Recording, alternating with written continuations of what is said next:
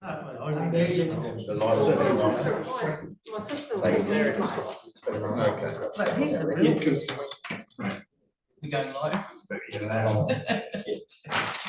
Okay, good morning. The Operations Committee, 22nd of April.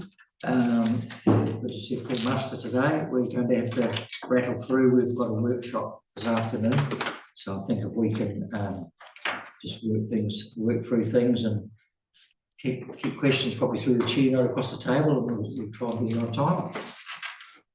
Health and safety, we've got our usual exits out the door and the side doors. Do we have any apologies? Conflicts of interests? We are recording and we are live streamed. Do we have any urgent business? Yeah. So if we run through the minutes for confirmation in first instance, we'll go through page 5, 6, 7, 8, 9, 10, 11, 12, 13, 14, 15, and 16.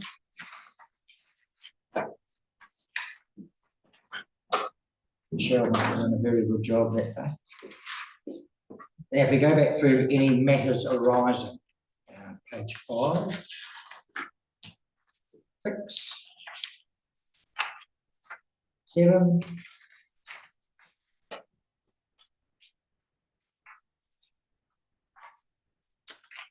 've marked one here which I thought Vince might have brought up, and just around the page 7, second bullet point around the obstruction and it with main power.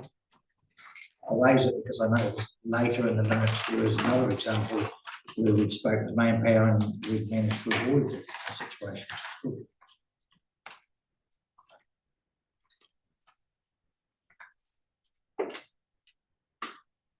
Sorry, what was that? So what's your question, Mr. Chair? Now we're just going to follow up on that. On the concrete obstruction and Cheviot. Down on Homeview Road at their substation. Yeah. Where I drove it past the other day and I thought we've made residents further up the road put in big culverts and chase them up with compliance. And here, down there, main power have gone and put an obstruction that only hardly lets the water through. They've put an underground, they've put a pipe, big cable across the middle of the drain and put a concrete one side of it, so that when there's heavy rain now, the water can't get through there. But we've made residents further up, when they've done a subdivision or anything, they've built anything, they've had to put in great big pipes and everything. And here, main power can just do what they like.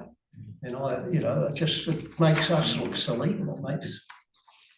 I guess we've tagged that one to. Yeah, that's Mr. Chair. I mean, that was the conversation last time, wasn't it? It's an unfortunate sequence of events that have led to what's led to, but we've got, in hindsight, we would never have allowed it. But we weren't requested. They've got a legal right to go and do what they've done in the road corridor. They should have given us a corridor access request, in which case we would have reviewed it and said, well, don't do that. But it looks like, this is several years ago that they've done it and they didn't tell us. But there must be a follow-up, because they can't just block up our infrastructure and flood our road, and it actually then floods through into under a house over the road. I've seen it going under the house in a high rainfall event, and it's been caused by main power. So how can they do? Can they do it anywhere then? They could go and dig up our road and say, no, we're never going to leave it as a big hole and say it's just part of our infrastructure. No, they can't, Mr. Chair, but what we did talk about last time is whether or not we actually want us to go and do something about it, because it could potentially end up in some kind of legal dispute, because they've done lawfully what they're entitled to do, and it's whether or not that there's any damage caused to us, and it's whether or not you want us to go after talking about the potential flooding for the road and the damage to the road, or we just accept that there's an issue, and going forward, we've got mechanisms in place to prevent it from happening through, like I say, through the WAP and the CAR process. But, yeah, so, I mean, we have talked to Main Power about it in the past, and they've accepted that it's not ideal. But it's whether or not you want us to continue and push harder on that, and Because it's affecting a third party, being the house on the other side of the road. Because when it completely whacks up, it goes across the road, goes under that house. It's the only way it can get away. So, you know, how can you allow that? If a resident, if it was happening in Amberley or somewhere, you'd be all jumping up in arms. So what's the difference? Is there any further steps we could look at without getting too deep? well, Mr. Chair, but I mean, Main Power have got to, when they do these works, they've got a duty of care. But it's the proximity of that duty of care to the events that transpire on a very infrequent basis, I guess. And it's whether or not you can directly link the event to what they've done. And then we can have a conversation about rectifying it. But like I say, that's a lot of effort going into this. If that's what you want us to do, that's fine if you do, but.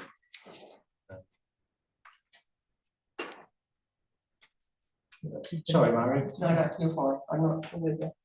I mean, I guess I'm not sure how many years ago we're talking about this example. And you know, it's not okay to have, you know, a negative effect. But I guess the important thing is, and more importantly, is that a lot of situations we end up having to accept ways that were acceptable years ago, but they're not acceptable now. And so it's probably as important or more important that we know that this sort of issue, we've fixed those gaps and managed that we've had some lessons learned, I guess, you know, that we wouldn't allow through our processes now for a negative impact to occur if possible. So, you know, and I guess that's the important thing, because a lot of historical stuff happens. I'm not accepting it as a good outcome, but I think sometimes things happened a few years ago. It's often not that many years ago, but our systems have improved and changed where we agree to get a better outcome for our customers and our community, you know, and I guess that's an important part to focus on here as well. But I understand what's being discussed. Thank you. Dan? Through the chair. So just common sense again, take away who blame, forget about blame, going forward a pragmatic solution. Doesn't seem, you know, and if you're saying, Vince is saying that this house is going to be flooded in the future or whatever, that's not ideal. Main Power's a big outfit, everyone's a big outfit.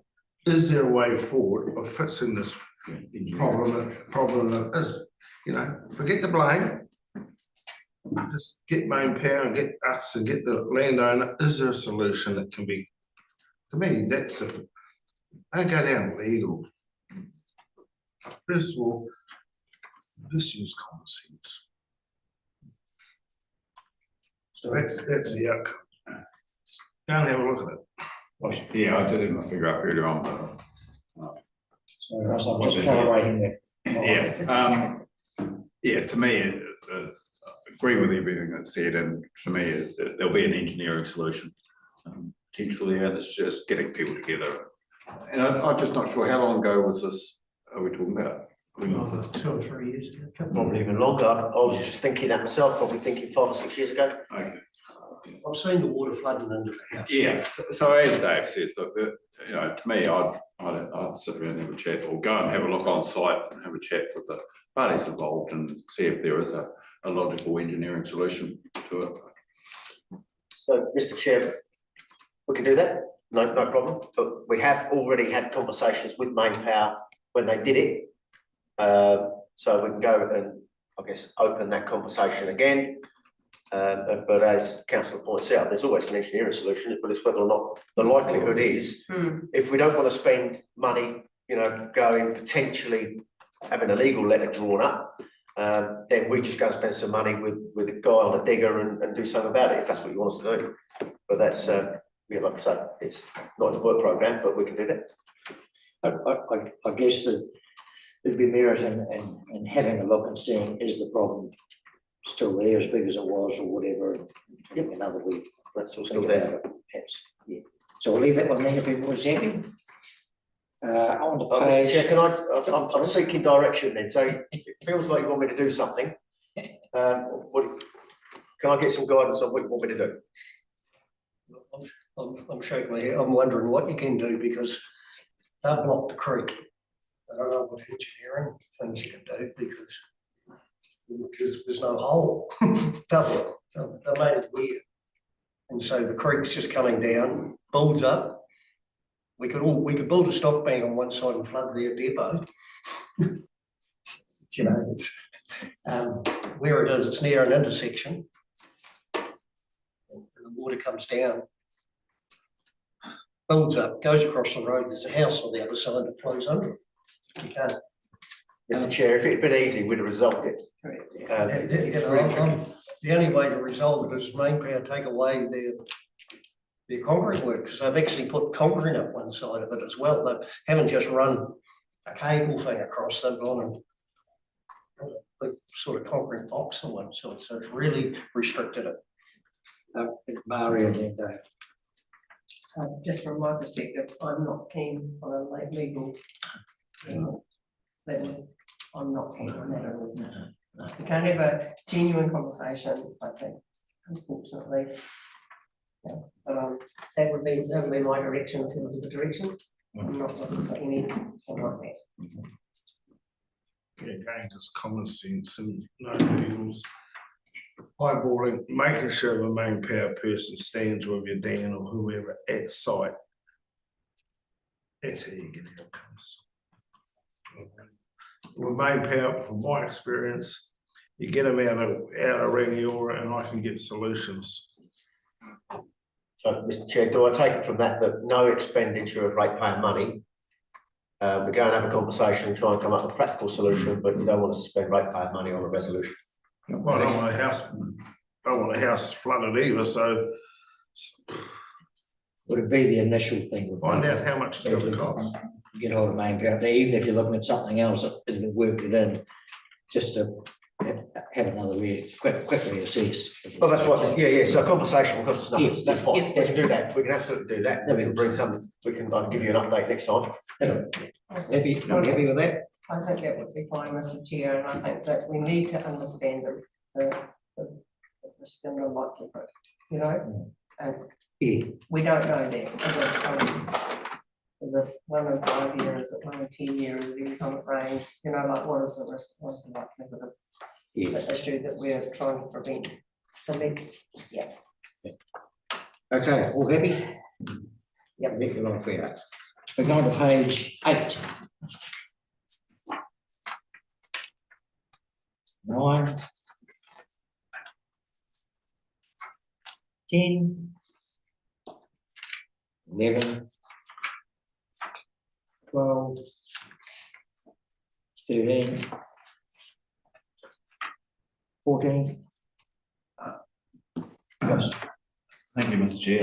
Just on page 14, bullet point down, the last part of that, and I wasn't here at that meeting, just regarding the wire houses there and the tenancy agreement. So, because I have had some comments about some dead trees along the road frontage and just looking a bit shabby, and so is it up to those people who rent the houses to maintain, or is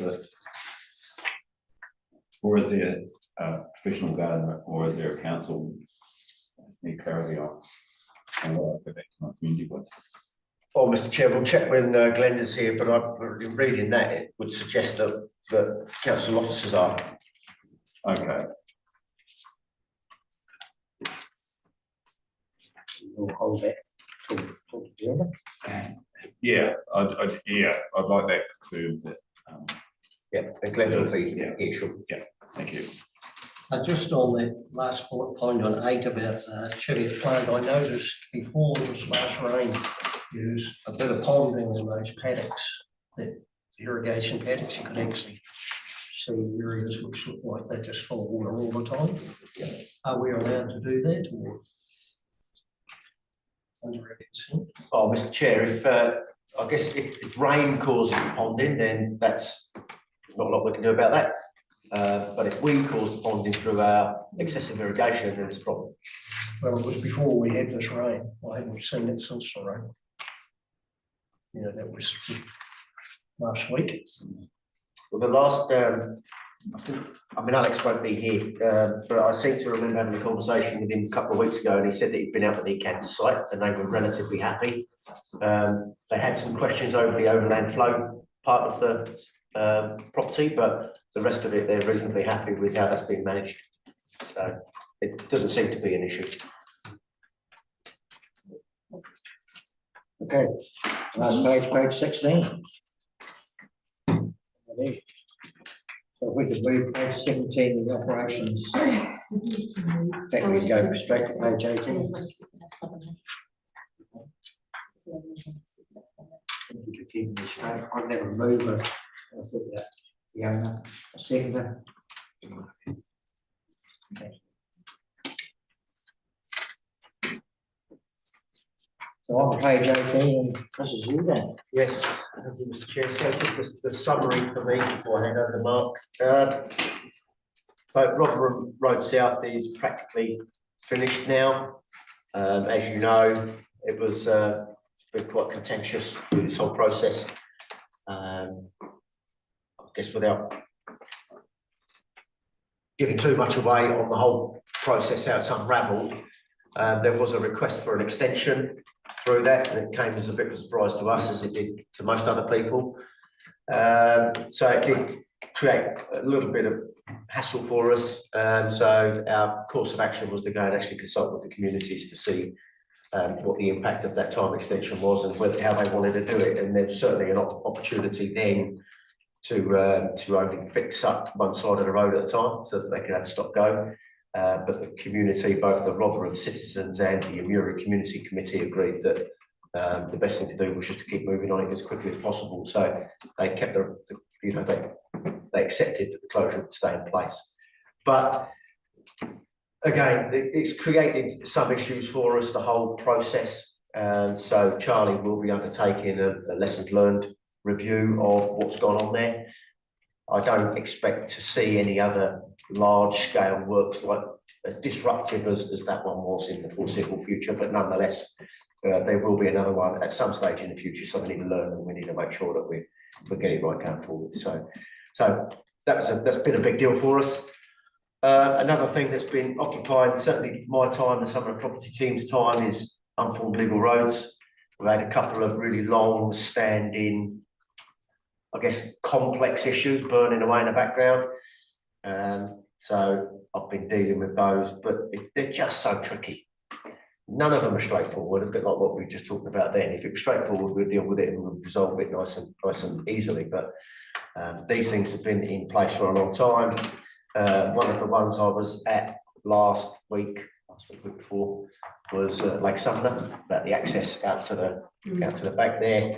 And again, that's complex in itself. We took all the stakeholders together up there, alongside the property owner, and they've finally come to the realisation. And when I say all the stakeholders, Deer Stalkers, Walking Access, Outdoor Access Commission, and the Federated Mountain Council realise that they can't drive a vehicle through there because it is a wetland, it's a swamp, but they have a lawful right to do so. Now, what I don't know is what law trumps what law, because they've got a lawful right to do that. We've got an NES on wetlands, and you've got to protect the biodiversity and all the rest of it. So I don't know, but it strikes me that they're going to go away and they're going to pull some levers on some other legal options that they have around the Land Act.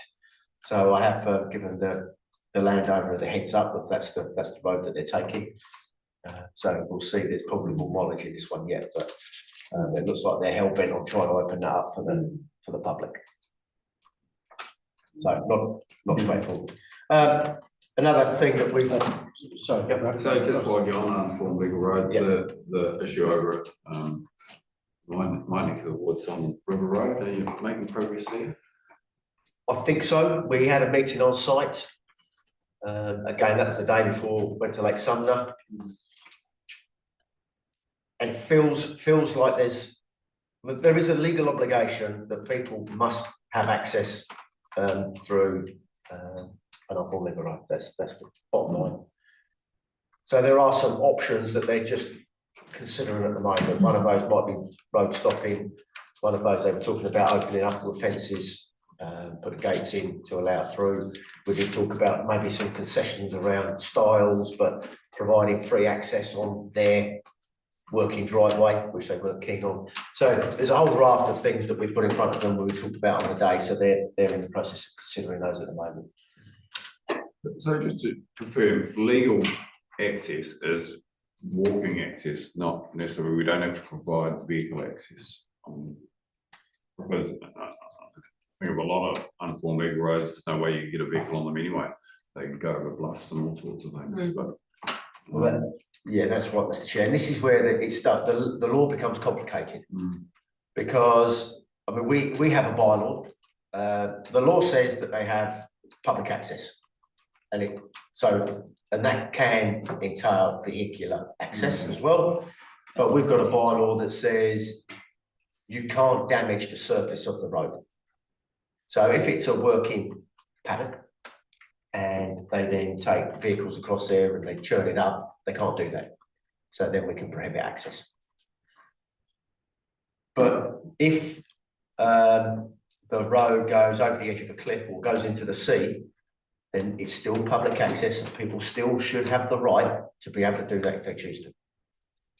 So that's the perversion of the law, I suppose, is that you wouldn't do it, but you still got to give people the ability to do it.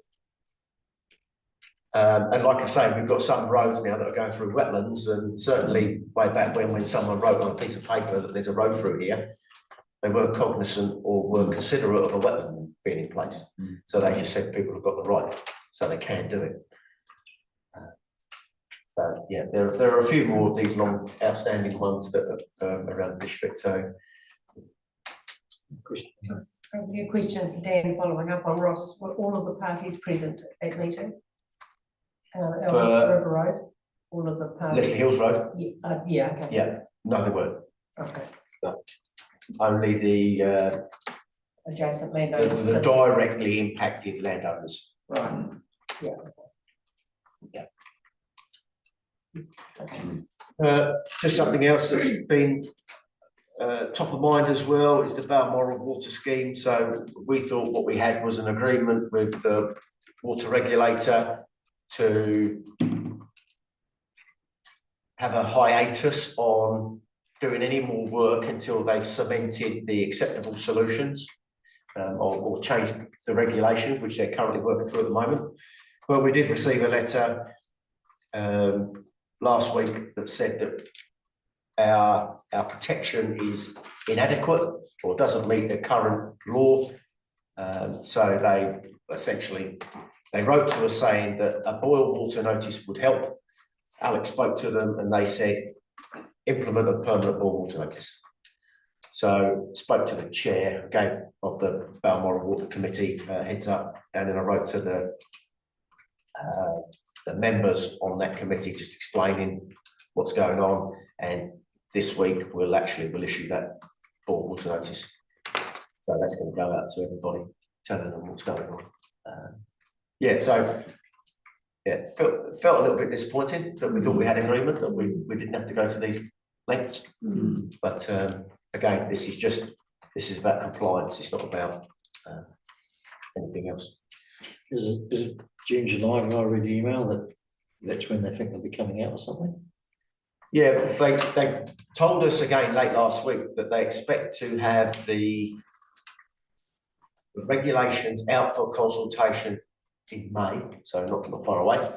And by around the middle of the year is what they said, is that they'll expect to have them cemented in place.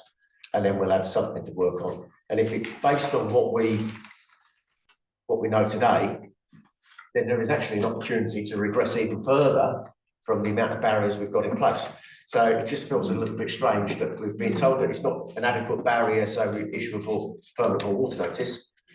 But when the regulations get established, we can actually pull back from where we are today. So it's an oddity of these things, but it's just something that we're working through at the moment. And the last thing I'll just mention there is I'd like to keep you up to date with any health and safety issue, particularly serious one. And we did have one in the month. We had somebody working in a driver of a bed, building a new bridge over Dog Stream in Hanmer, just twisted a knee and ended up going to hospital to have some of the fluid drained. But I was talking with said person a couple of weeks after, and it seems that it's related to a pre-existing knee issue from many years ago. So I don't think it was actually the activity that was being taken out. It was just the nature of not necessarily moving around on uneven ground, because they do it all the time. It was just a combination of many factors.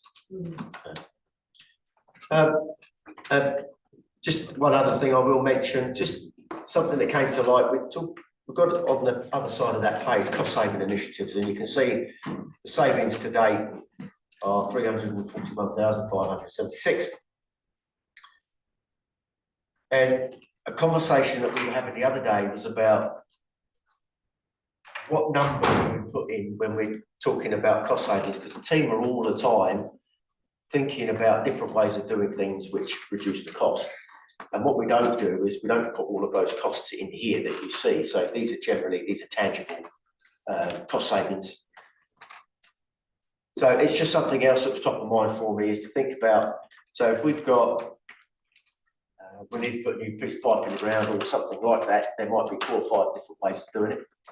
And the team are continually thinking about what's the best way of doing it, what's the best outcome that we're looking for. And what we don't do is we don't have a particularly good way of articulating that through these reports, because it's just almost matter of course for us. That's just what we do, and that's what you'd expect that we do.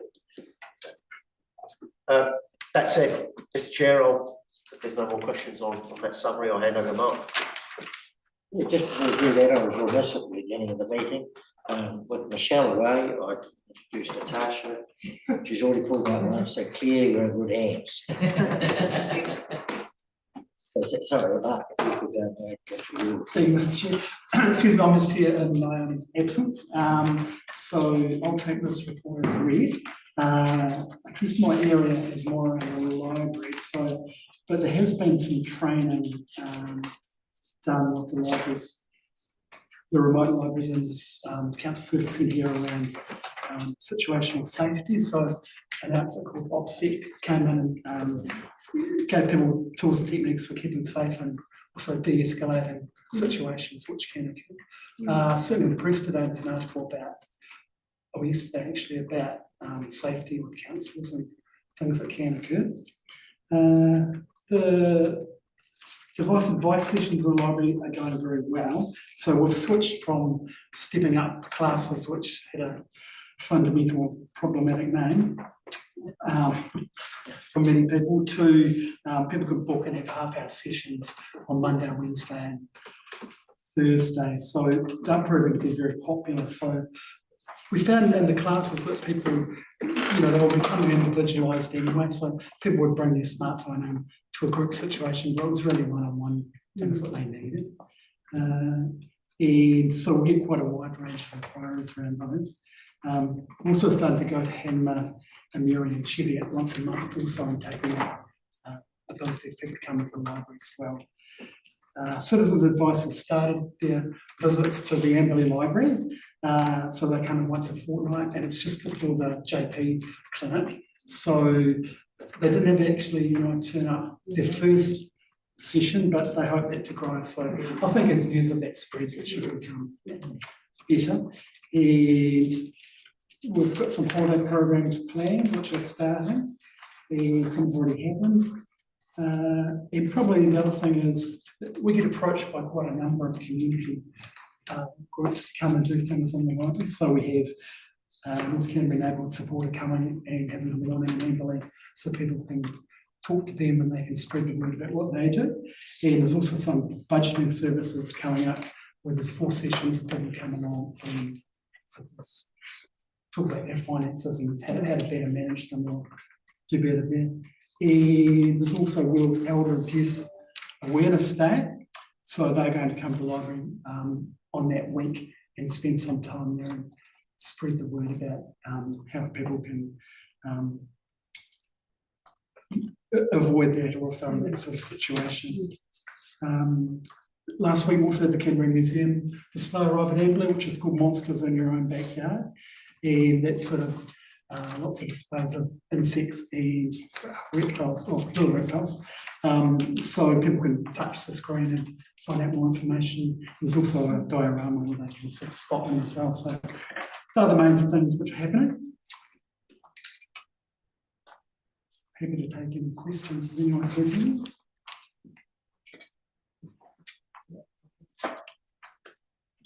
It's very interesting. Hamish is doing his 3D printing and talking around the boat and car one.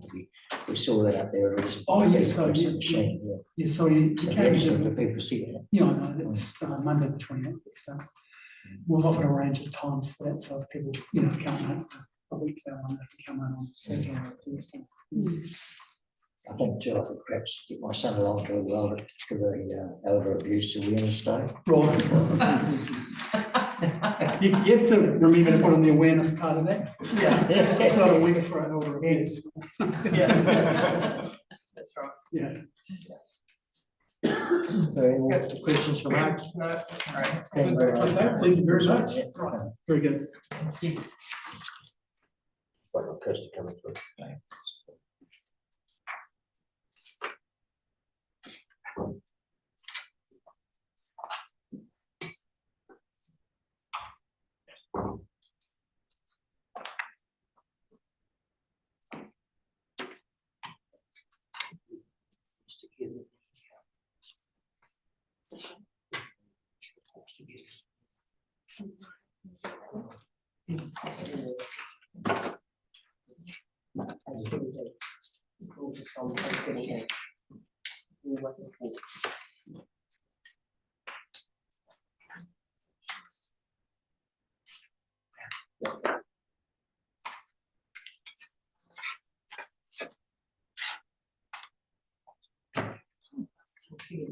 No, I'm not picking up on the machine. Top corner. Next to me. Right, sorry. So you got me instead of Alex. Alex is away. Right. So what I thought I would focus on, in terms of the planner, everything was pretty standard in there really. The training at the Hurunui #1 plant, Alex had put in that was delayed due to the contractor. So we had 3 full days worth of training that were planned. So 2 of the full days had been completed prior to this report, and now the 3rd day has been completed as well. So I was actually out there on site with the operators, and it was really successful training. So I think you guys have been through the plant and you've seen it's quite a bit more sophisticated than our other plants, but I think everyone was feeling more confident now with the training that was completed that day. So yeah, so that's been successful. And since that plant's been commissioned, we hadn't really had any really bad weather, and so the river had been quite clean, so that more sophisticated ultrafiltration membrane had been kind of tested and just run, but hadn't really had to do any proper work.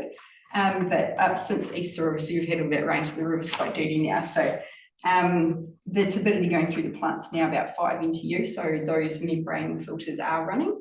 So it's good that we're now getting some proper kind of testing of that, and currently they're doing a really good job and cleaning the water up really nicely. So it's good to see. I think there was nothing with the graphs that really stood out to me. In terms of the other notes, I think, yeah, the data and comms work, that's going really well. We're still, yeah, working with the contractors with the Haranui #1 control system. So as I said, like there's some components of that plant that, you know, still haven't been really tested in anger a lot yet. So we still are coming up with a few little bits and pieces that, you know, need to be worked on. So with the control system. So I think that's going to be a work in progress for a wee while yet. Kaiwara, yeah, most of the commissioning work has actually been completed on Kaiwara, but currently still running under the old plant, just because the lead up to Easter, the timeframe just got a wee bit compressed in terms of wanting to run a new treatment plant heading into the Easter period. So just delayed that, so we have kind of full staffing back at the time where we want, you know, that new plant to be running. So, but yeah, I think that's all gone quite successfully.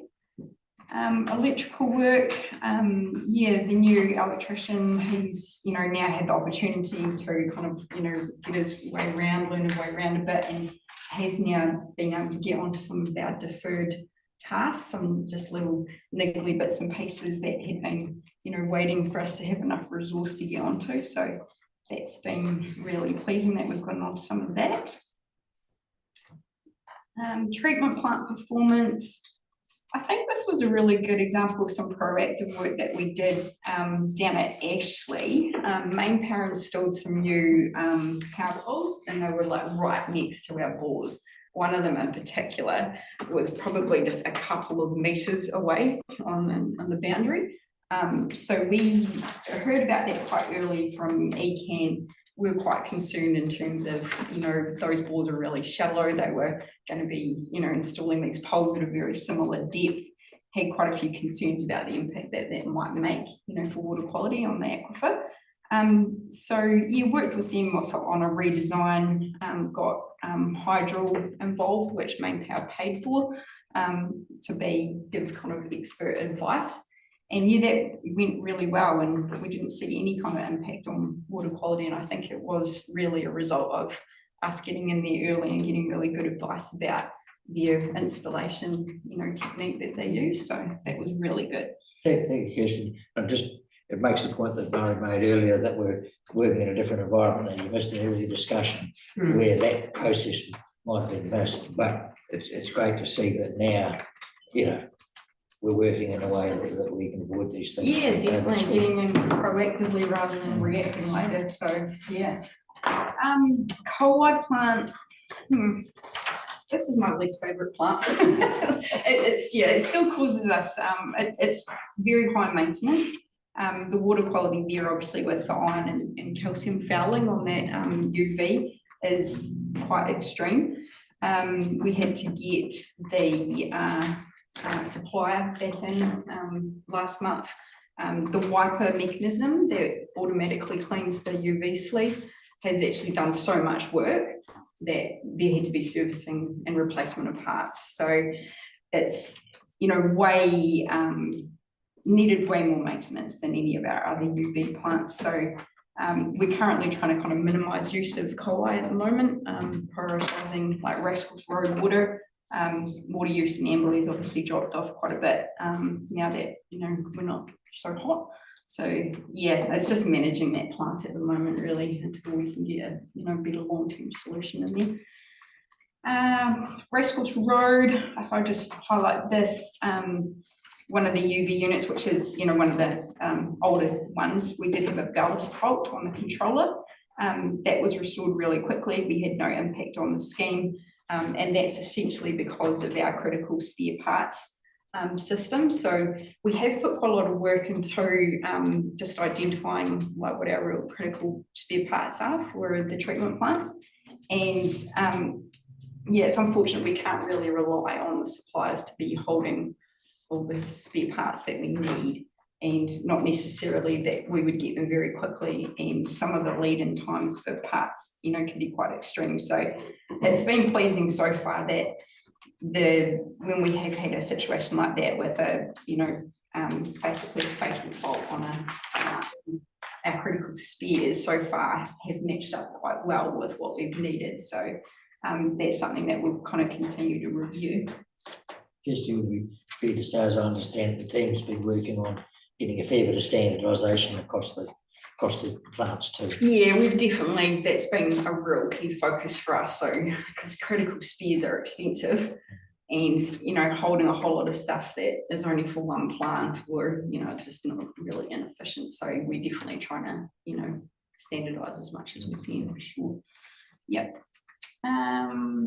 The water safety systems, we did a wee bit of a review and just looked at another layer of protection to kind of avoid a situation where our automatic shutdown could be compromised, where if plants pumps are run on manual, it can compromise our automatic shutdown process. So we just kind of looked at putting another alarming system in to identify if that situation was occurring.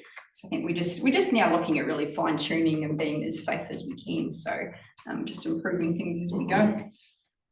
Water safety plans, Taumata Arawai had been quite quiet, probably for about a year, but they've suddenly ramped up.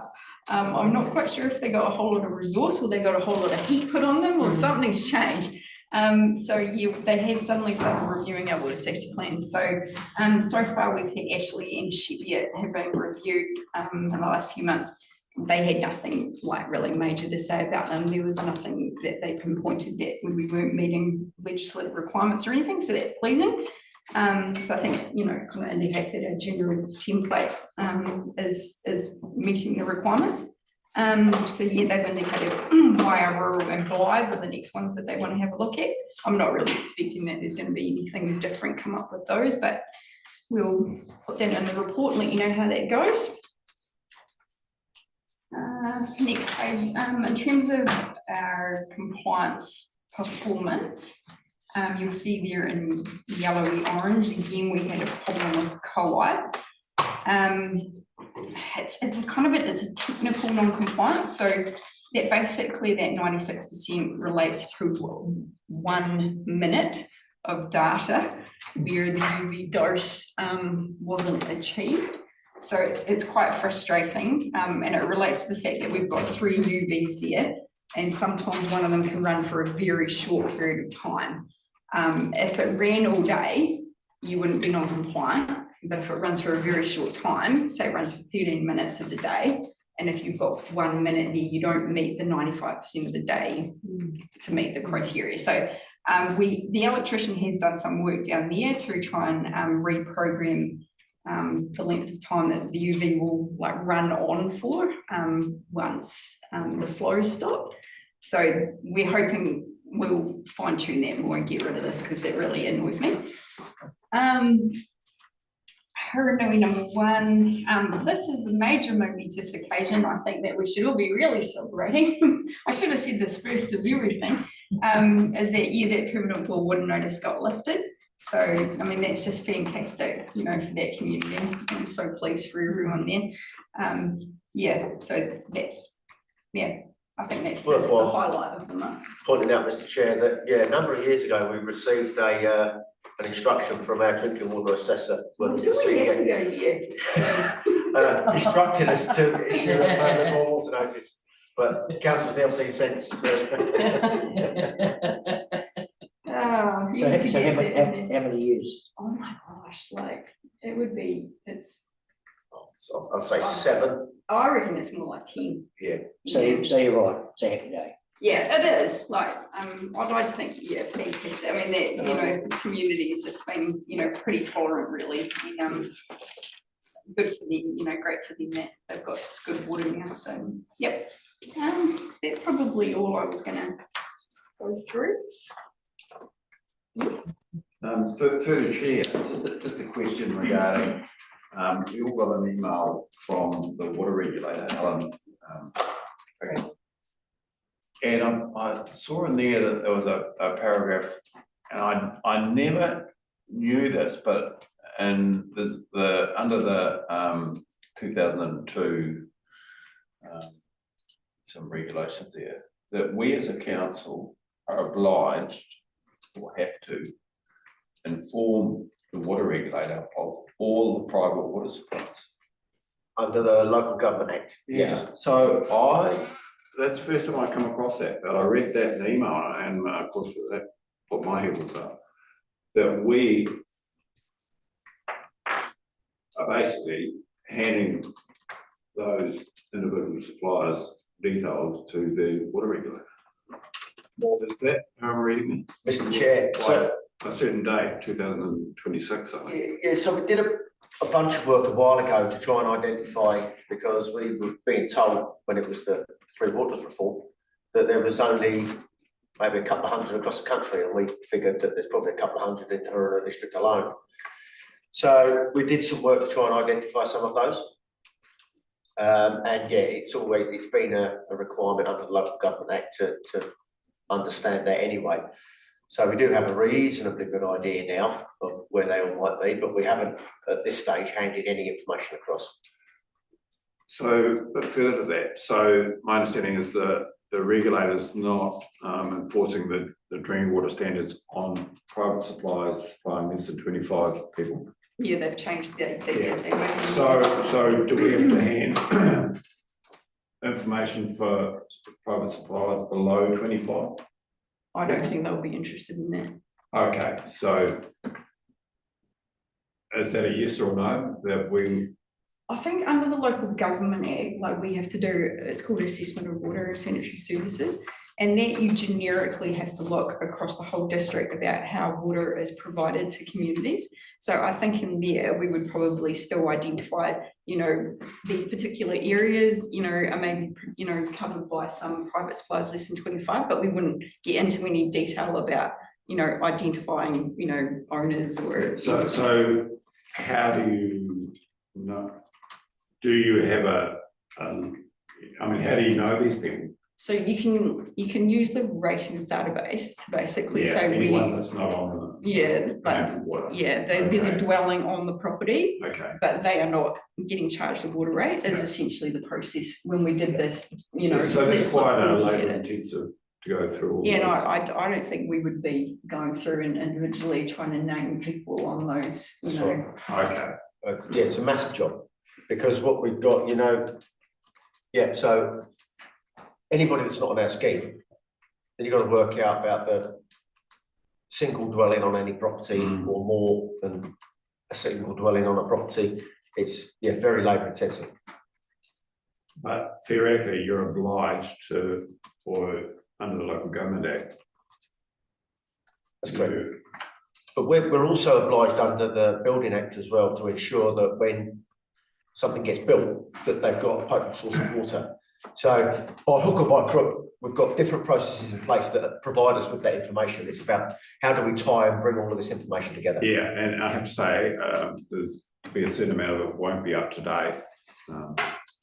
Because you get your building consent, it might have been 20 years ago, and then people do whatever they want Yeah, so regarding the water side. all that data cleansing and scrubbing of data to make sure it's all accurate before we do anything is, yeah, it's a lot of work.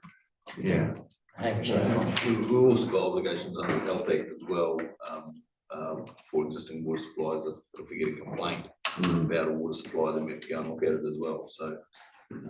You know, we have obligations under all sorts, legal obligations under all sorts, and the obligation under the Local Government Act is not necessarily to specify every individual, it's an obligation to undertake the assessment and look at how those services are provided. So it's a bit more wider focused. Notwithstanding any of this, if anybody puts in a local government information, and meetings act request for the information, we hold the information, we're obliged to give it to them. Anybody. yeah, thank you. It just sort of concerned me that we're going to be the police handing names over and but not necessarily handing all down to a certain size water scheme. So.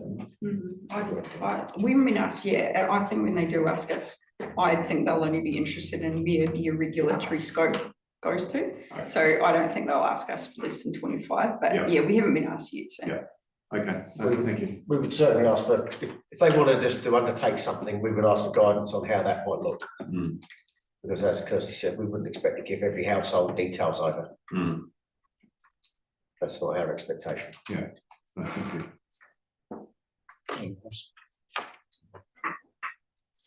I just was raised to me is we've got a bylaw stopping planting trees over wood lines. Well, we've got a new wood line, the record, from the record down to for an area that's the whole book's got trees, and one part of it's already the trees are this high over our wood line. And the leasee's telling me that they're planting another whole block and it's going to do the rest of our wood line. And the guy doesn't seem to care about planting over our wood line. The trees going easy with the river lines, man. So, What Mr. do we Chair, do about that sort of thing? yeah, Alex has been in dialogue with that landowner, and he's just trying to work out what the most viable solution is. Well, it would be to remove the trees, wouldn't it?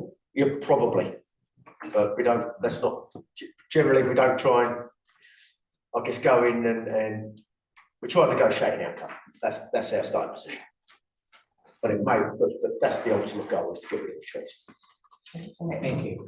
Well, it's just a question, Kirsty, you talked before about the, number one, Hurunui number one, you know, and the turbidity has just been tested over the weekend, really, and, do you envisage that, you know, with more potential, you know, river run, that will need, have we got the kit in place to manage it, or we're going to have to put an advanced kit on to manage it, you know, at this point, you know, it was a big investment for us, so just making sure that we've done that. I think The investment that we've got in place is being tested, Yeah. we still have enough. what we need there. Yeah. Yeah, I mean, I think in terms of the way that plant has been spec'd, it's spec'd to cope with like very dirty water. Yeah. Like, the 5 BTU that we're dealing with at the moment is at the very low end of where that plant can operate.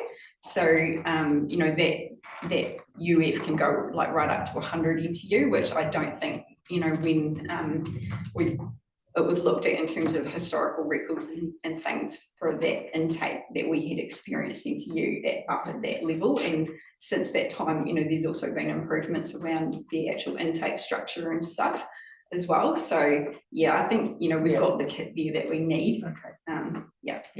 Thank you, Mr. Chair, because I just, you know, it was such a big investment for us, and I have, you know, probably went beyond our budget at that point. So I just want to make sure that what we're spent for, we're able to cope with. Yeah, the plant's got so much flexibility in terms of the way it operates that.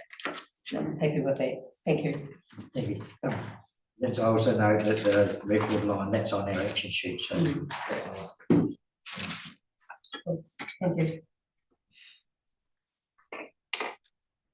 Well done. Are you just about done? Oh, just about That's it. on the page. Oh, no, there was nothing on there, darling. Yeah. Unless there was. Kirsty's got all the highlights. I've got a lot of good work. Oh, sorry. Yeah, was there anything in particular on the last page that people wanted to? Well done, that man. That's in the weekend. Down in the light, yeah, that's a good photo, that one. So everybody happy? No questions? Very happy. Kirsty? Thank you. Great. Thank you, Kirsty. Too bad. I loved it. So you can ask Charlie, I think we'll do the roving report and then smoke out. Thank you. Good morning, So everyone. page 33. Yo, kicking off on the financial planner there at the start. I think you'll notice on there is a line that's currently at 112% of the budget allocation. That's for maintenance metalling. Out of there is actually 142,000 that's been funded either through emergency works or by the sale of material. So we're actually under budget currently for our maintenance metalling, but we expect that one to go up and over where we'll do some cash flow adjusting over the next couple of months, making sure we can stretch the dollar as far as possible. The major items left to claim in this planner are the rehab, the Rotherham Road South rehab. So that will be coming up in the April claim. be processed in May. Had a reasonably large claim over the month of March, at 1.2 mil. That was mostly seal pavement maintenance. There was a lot of seal pavement maintenance and maintenance stabilisation that was done, and the balance of pre-seal repairs that were finished up towards the end of last month with a small overhang. Question for Charlie. Back on the plan. Just a couple of things confusing me. When we talk about like minor events there, we haven't spent any, but that's carried forward? We obviously haven't had reason to, or is that sort of, so I wonder, was that stuff that would come out of debt anyway? But the one that's really got me confused is the third from the bottom, 1.1 million. Full construction, all the rest, and bearing in mind that the March period is the end of the construction. I'm just a bit, can we? Yeah, so the sealed road pavement rehabilitation, that's the rehab code. So Rotherham Road South will be fully funded out of that. So that will jump from the 39k that's sitting in there currently to about 550. The remaining monies left over there will be transferred across into seal pavement maintenance, which will cover any overspend and the additional maintenance stabilisations that we've done, all the dig outs that we've done, sort of, that probably wouldn't usually have been done. So there'll be a little bit left over from that GL, if you like, and it'll be transferred into where there is a predicted overspend. So it's more around sort of, to use Jason's term, a timing issue than we haven't managed to get things done. Yeah, I think. Just want to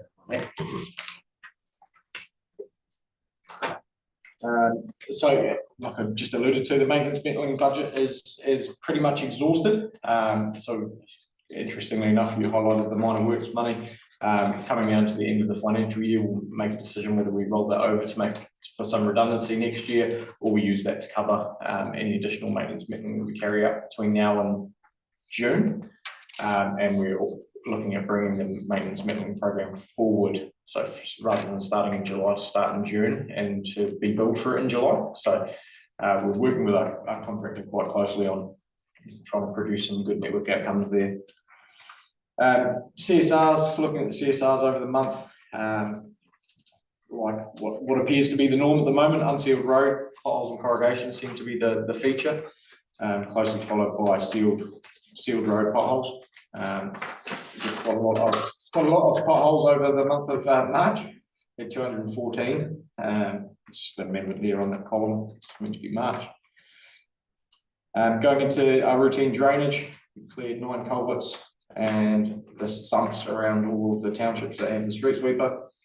Heading into this month, we've just had our kickoff meeting with the wheelie digger. So we had that meeting with them last week. So the wheelie diggers will be on the network hopefully next week, starting one in the Cheviot area and one in the Hardenrock area.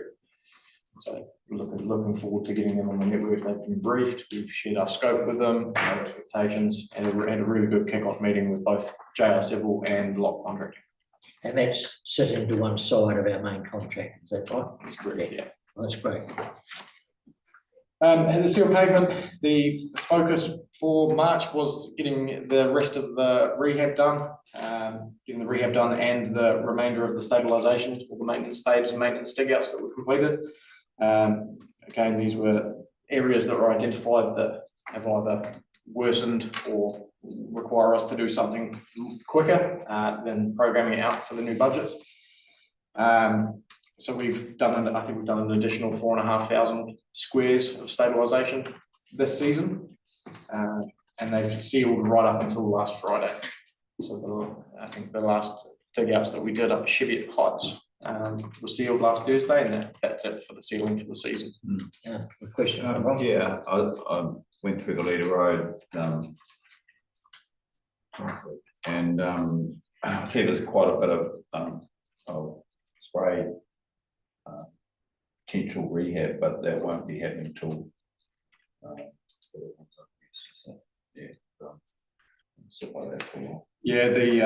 we got the worst offending sections that we could with the mill, so with the stabilisation, but there is a lot more work up there to do. Yeah, and while I'm just I know that there was a length of road between Lottery Bush Car Park and Roden Cars that was to be, go through the total rebuild, last financial year. So I don't see that in any worse in the future. It was this financial year, it was forecast to be done this financial year, and that was one of the sections of road that when the NZTA technical auditors came, they recommended deferring.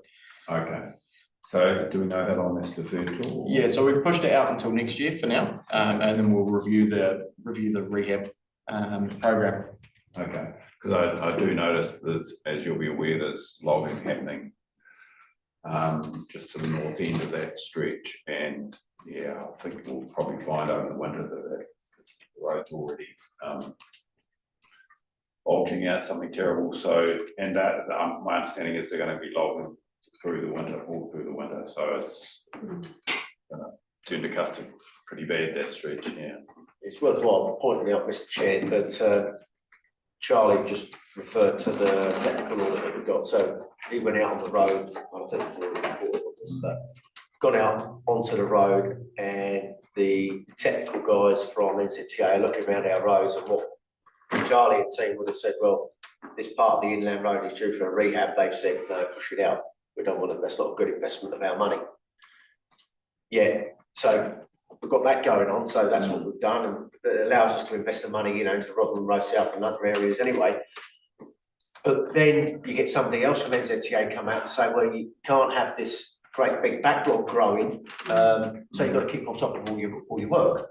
So we're constantly got this tension going on between, we've got one arm of NZTA saying, no, that you kick that can down the road, don't worry about it, let the road completely unravel and then fix it. We've got another one saying, well, you can't keep letting things getting out of control, out of hand. So the team are constantly trying to keep on top of and balance that view. And just to further to that as well, and then there's the third arm, which is the ministerial expectations, which says that we do more. So, yes. So you know this logging technical winter. Is it a good time to be talking to the infringement type people to make sure that they are carting out on the appropriate weights and appropriate trucks, rather than getting to the GVT yard to unload and then go past the weigh station? So, you know, you might save your, we might, maybe it is a good idea to do it if they're going to roll it and fix it after, but, you know, I think the whole irony of everything is they unload at the GVT yard to go across the weigh station. They should be correct before we get to the weigh station. Or do we have figures about how many loads of logs are coming out that are wrong?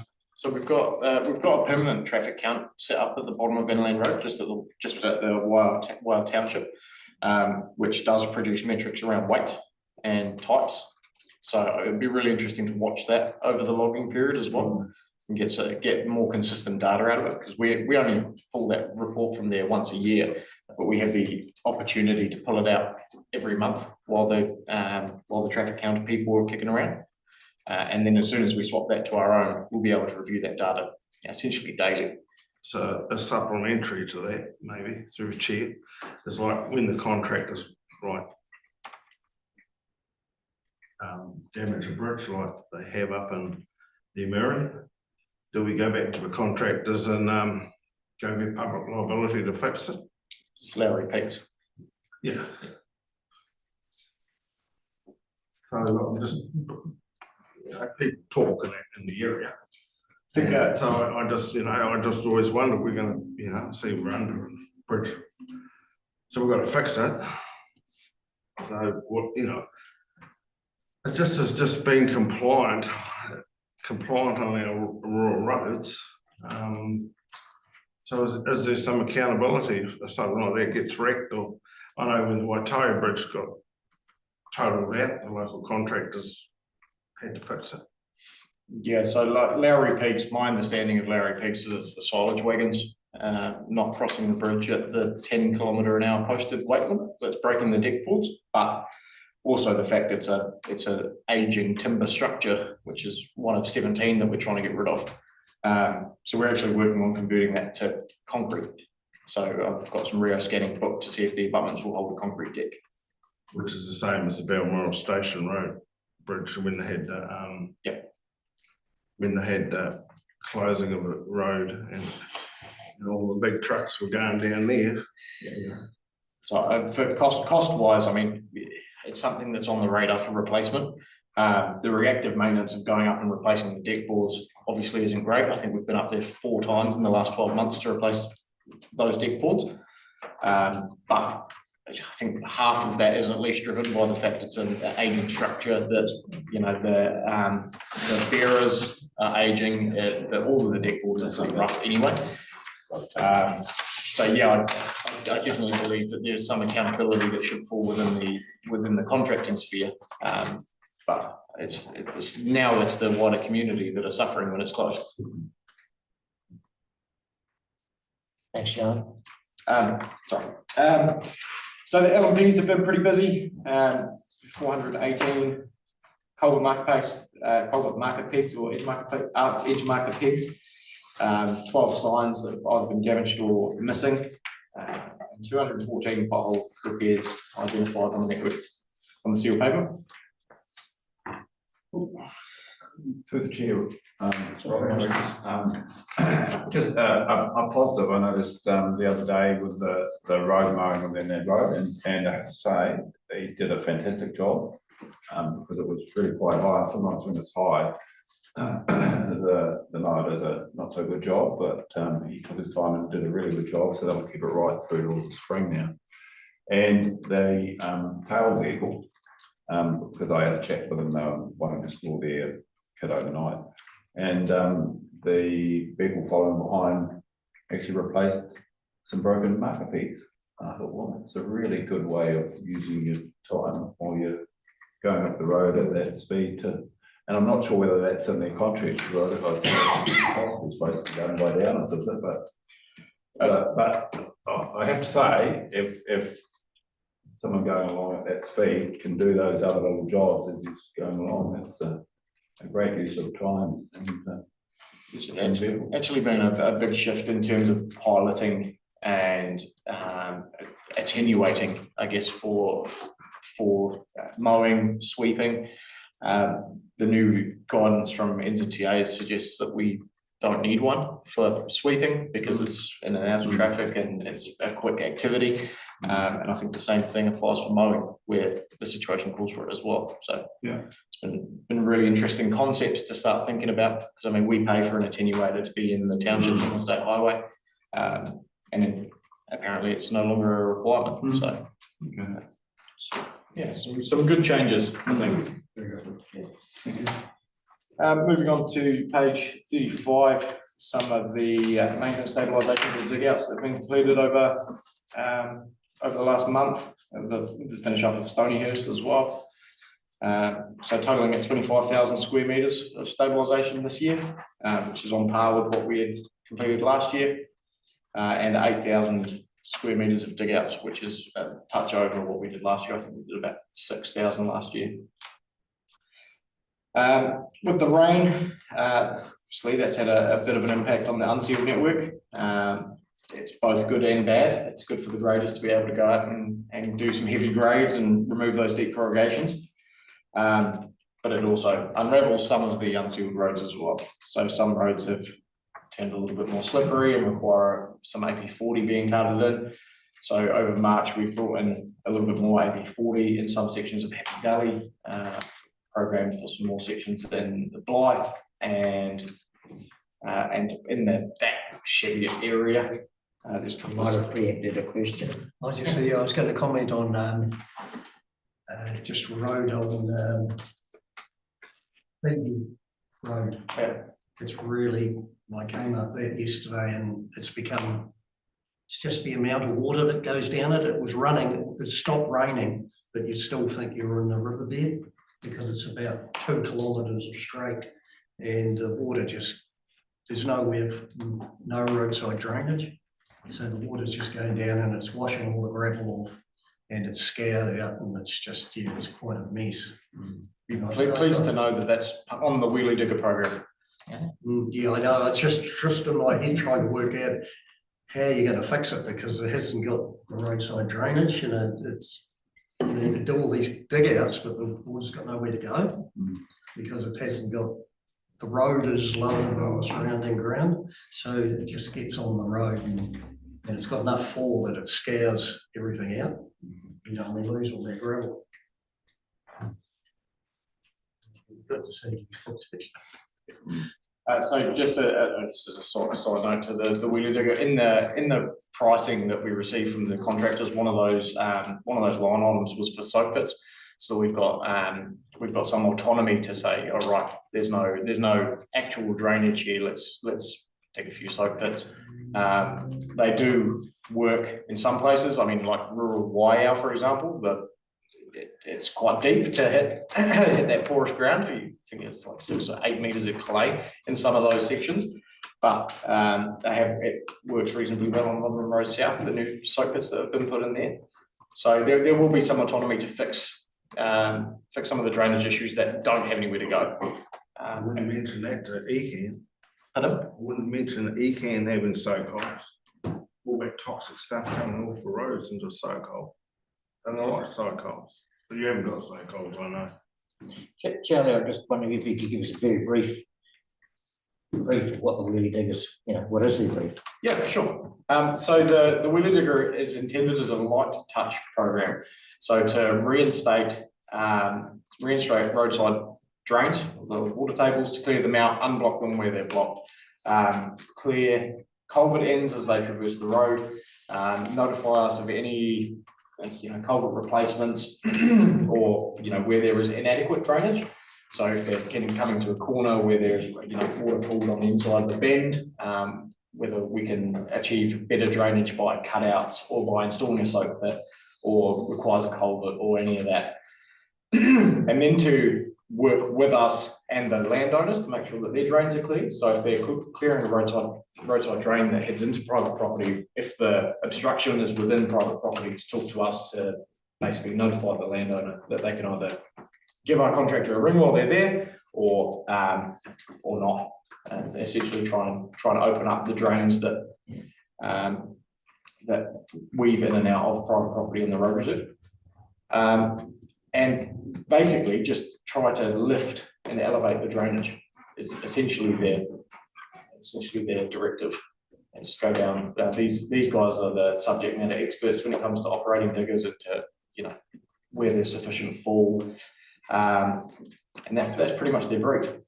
Yeah, that's great. I think it's going to be a good thing. Yeah, so we give them a road. So we've given each contractor a package of works. So they've got JR Civil's got their list of roads in the southern end.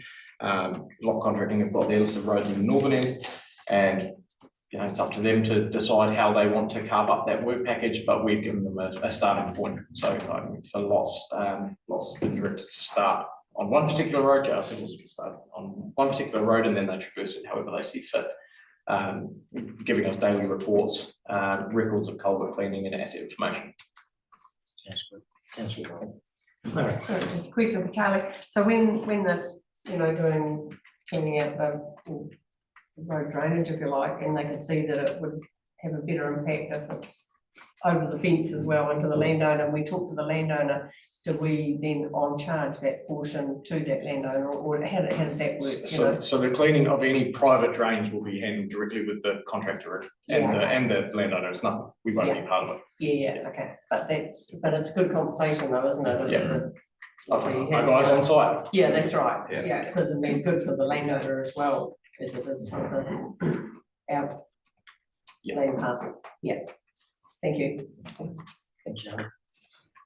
So as I was saying before, we've introduced a little bit more AP40, which we'll see the AP40 figures pump up over the next couple of months, where we were rebuilding some bases. I think Happy Valley, I think we covered about 200 cube of AP40 up there, just on the straight section, around up in 12,000-ish, and just to try and alleviate the issue for the time being.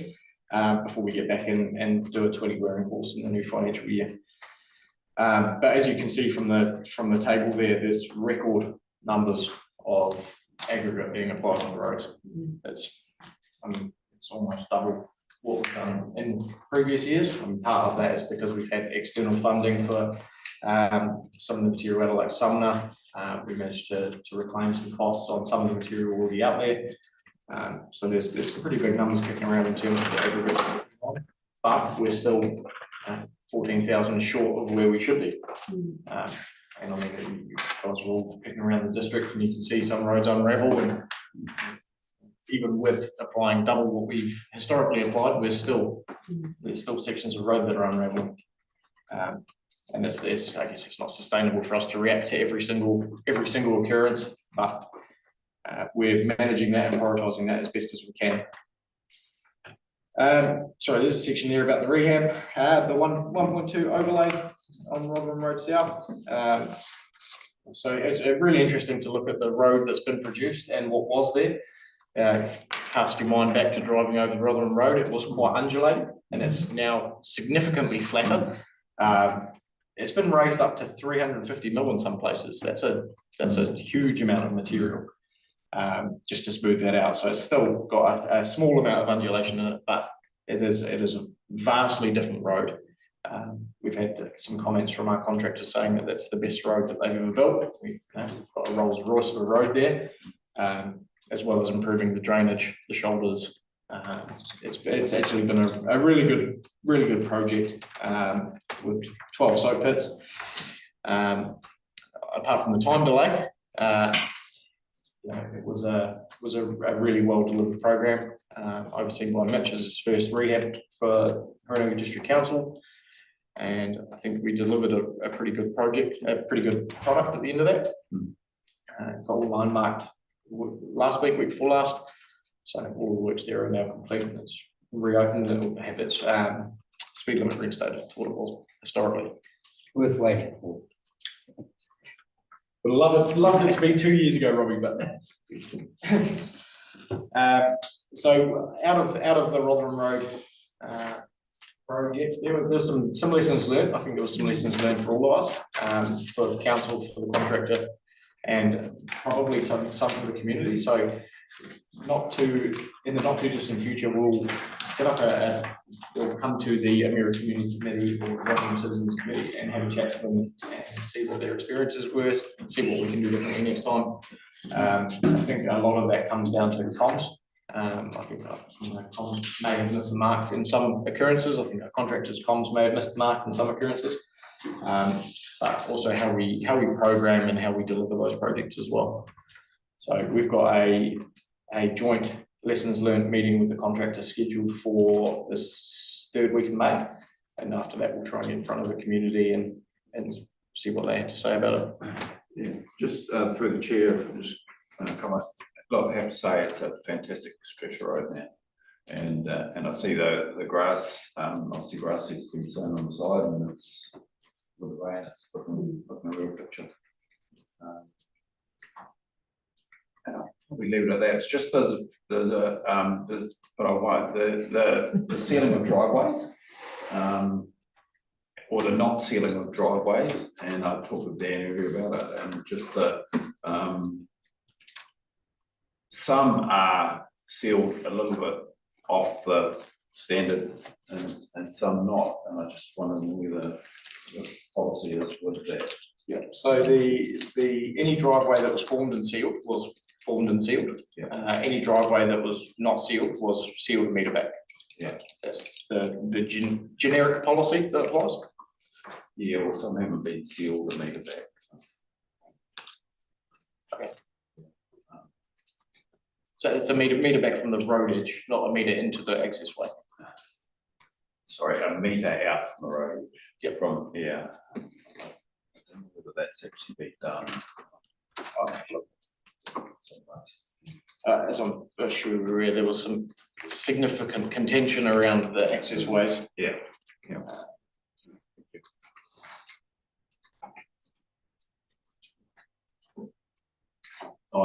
If I can just finish, sorry, through the chair, just regarding the timing, it's sort of if they don't start any of this work till sort of February, we get sort of dragged on, and then we're into the cold season again. So is there any way that the work can, because sometimes you get a warm spell before Christmas, that's December, even mid-November, December time, just to, I don't know, you don't want roadworks over Christmas, but it's whether you can get a burst done of resealing before Christmas and then after. It always seems to be in this after, just in the new year, and you just run out of time and really get cold and stuff. And my simple answer is that it was the contractor's poor planning on that. Ideally, where we're doing multiple rehabs, we'd have one done on either side of Christmas, so we'd do one before and tidied up and cleaned up, and then move into the second one. But part of the lessons learned for council was we didn't start early enough. But we're at the mercy of our contractors when it comes to starting these things. They were aware of it. I think we provided them the program in June last year, and we didn't get design plans until a week before. Thank you, Charlie. Just a question from Mark. Oh, no, thank you. It's probably for Charlie in regard to your lessons learned.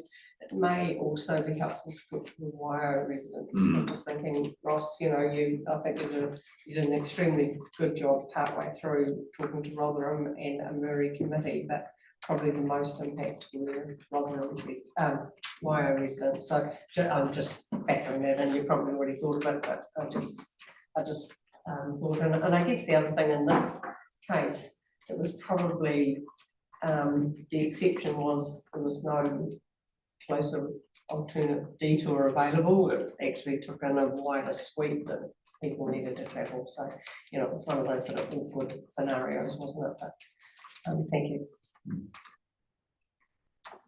Very good. Damage and vandalism, we had a few signs in October, a few signposts that were re-erected and a sign that went missing.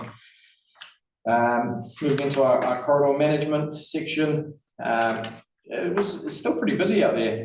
Lots of people building houses, lots of access ways being constructed. There was a number of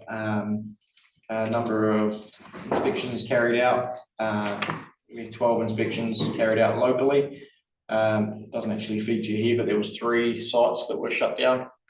So sites operating without either the correct road space booking or corridor access request, which is essentially cowboy contractors doing what they want on our network.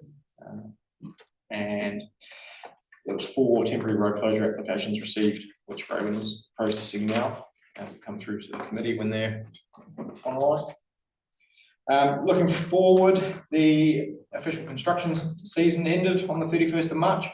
One of the big obstacles for us was Isaacs has 2 spray trucks, and one of those was involved in an accident and it was written off, which meant not only us, but our neighbouring councils also suffered at Isaacs being a little less responsive because they have less plant. Unfortunately, the sprayers aren't something that you can just procure overnight. There's not a stockpile of them kicking around. So Isaacs has been a bit slow, which has meant that we are probably a couple of Ks short of where we needed to be. But that was largely due to Isaacs not having a spray truck, which is why they pulled in on sealing early. Originally, we were going to have them sealing right away to the end of April, but they had to pull pin almost 2 weeks early now. Looking forward to the setting of speed limits rule. All of the schools have been consulted. We've received all of their feedback. We've consulted with the police for an enforcement point of view, and we have applied a almost uniform timing that we're going to go back to the schools with. And it's based on our conversations with the police. It was easier for them to manage as a whole if the times were uniform, rather than being at varying intervals. One school wanted 10 minutes this way, one wanted 10 minutes this way, and it became quite hard for them to wrap their head around, which is fair enough. So the current preferred timing there is 8:20 till 9 AM and 2:40 to 3:20. So that'll be on school days and by static variable speed signs that will be erected over the Christmas break this year. And the wheelie digger, the Woolly Digger work, so we had our meeting. And yeah, we've already given you guys an overview on that. But we will be monitoring their performance as well, and we'll feature their report in this report. And then we'll be looking at what we do moving into year 2, whether or not one contractor performs really well or one doesn't, and how we wrap that work up in the coming years. Just who got the contracts? JR Civil got the contract for the south zone, and Lock Contracting got the contract for the north zone.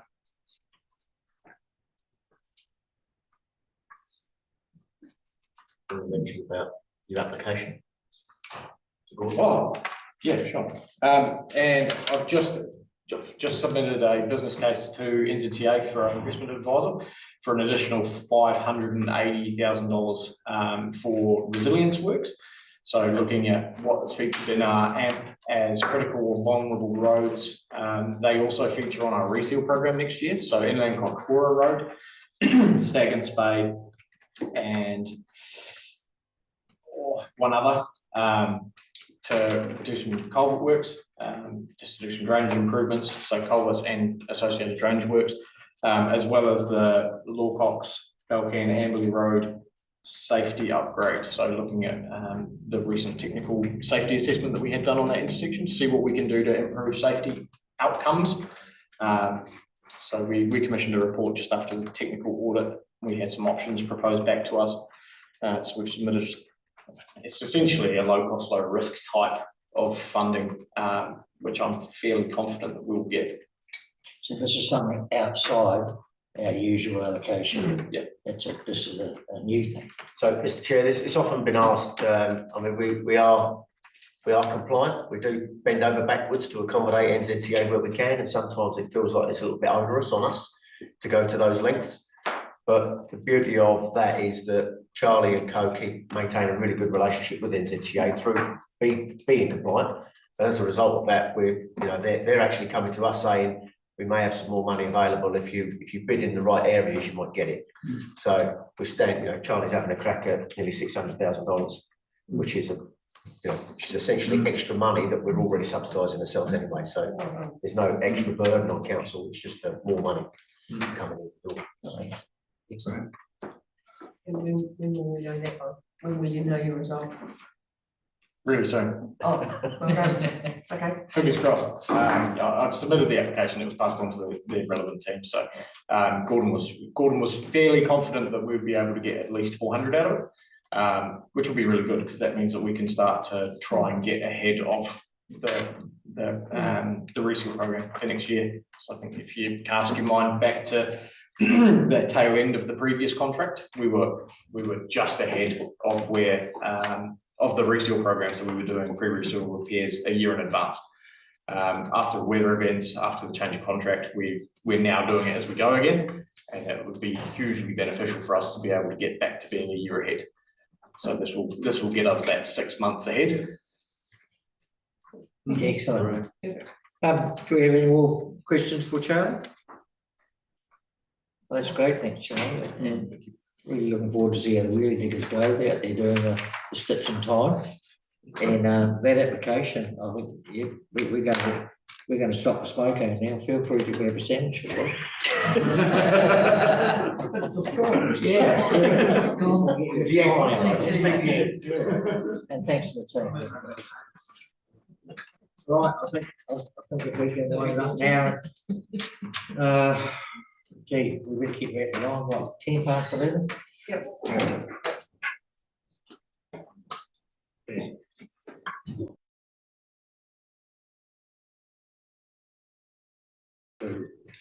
Regulatory.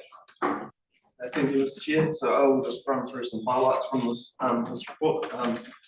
So in the compliance side of the shop, we had our highest volume of service requests for the last 2 years, which is unfortunate timing because we also had Bruce out and left, and so for 2/3 of the month we only had half the compliance officers we normally have, and then we had a new one to train. So that's put us a little bit on the back foot with CSRs, and we're just working our way through them. I sort of flagged last month as well that we had another increase in the number of illegal dumping CSRs through. So we had 24 and 13 of them related to rubbish at the Waipara River. So I also flagged that we've sort of got some work planned to look for some other options for how we manage the Waipara River, and whether we can get help from some other agencies there too. Yeah, I'm glad to hear that, because if I'm reading that right, that's a month, Yes. so you're looking six, through the year is 6 a week, 1 a day, but in the Waipara River, 3 a week, so it is a problem. No, Yeah. yeah, Yeah, so now you're on. we also issued 2 abatement notices under the RMA during March for an unconsented gravel quarry type operation in the spring. So it was just a large volume of gravel had been quarried out, which was a farmer. So there was a consent application in the works, but it hadn't yet been granted. So they were required to stop until that was sorted. I just flagged that there was one particularly large incident of illegal dumping at the Waipara River. It was, took three small truckloads to get it all out of there. That one did have some people identified in it, but it had like several people rather than one, and so none of them were people readily sort of in our system to contact. So we've sent some letters out and to try and get some information back, and we also got some help from the police with their crime prevention camera that's on the corner there, but it didn't turn up anything that was useful in that scenario. But we haven't put that one away yet. We're still trying to see if we can get some sort of result out of it. So on to alcohol licences. The only thing I really wanted to flag there was a little bit of monitoring that was done in Herman Springs with our inspector and the police, and found some serious non-compliance at one premises where the named duty manager essentially wasn't there, and there were some questions about whether they were ever there. One of the staff questioned, didn't know who they were, so that's quite concerning, and that's ongoing as well. There's likely to be some follow-up action there. Dogs. So there's 2 reported bites or attacks. One was at our Waikari campgrounds, and other people at the campground encouraged that dog owner to go away, basically. But no details reported. So by the time we got there, no dog owner, and nothing. Which is a shame. So there were 2 reports about that incident with that dog, or possibly several incidents before they got run out of there. And the other incident was a person running in Leaffield who had a dog come out of a property, and they stopped and put their hand down for it to have a sniff, and it had a sniff, and then it jumped up and hit them in the face, and it resulted in a chipped tooth and a fat lip. So just speaking about this before, and it wasn't really clear that it was a mouth open lunge or a playful mishap. Hence why it was a warning rather than a menacing classification. And then on Sorry, I was just told yesterday, I don't know if it's right, is the regulations changed for dogs that they can't be chained up anymore, or is that just coming? through Mr. Chair, I haven't heard. It's illegal to have any dogs on chains anymore. They only can be on for such a certain hours a day or something. Yeah, something's changed. Yeah. It's in one of those farming magazines. I don't know.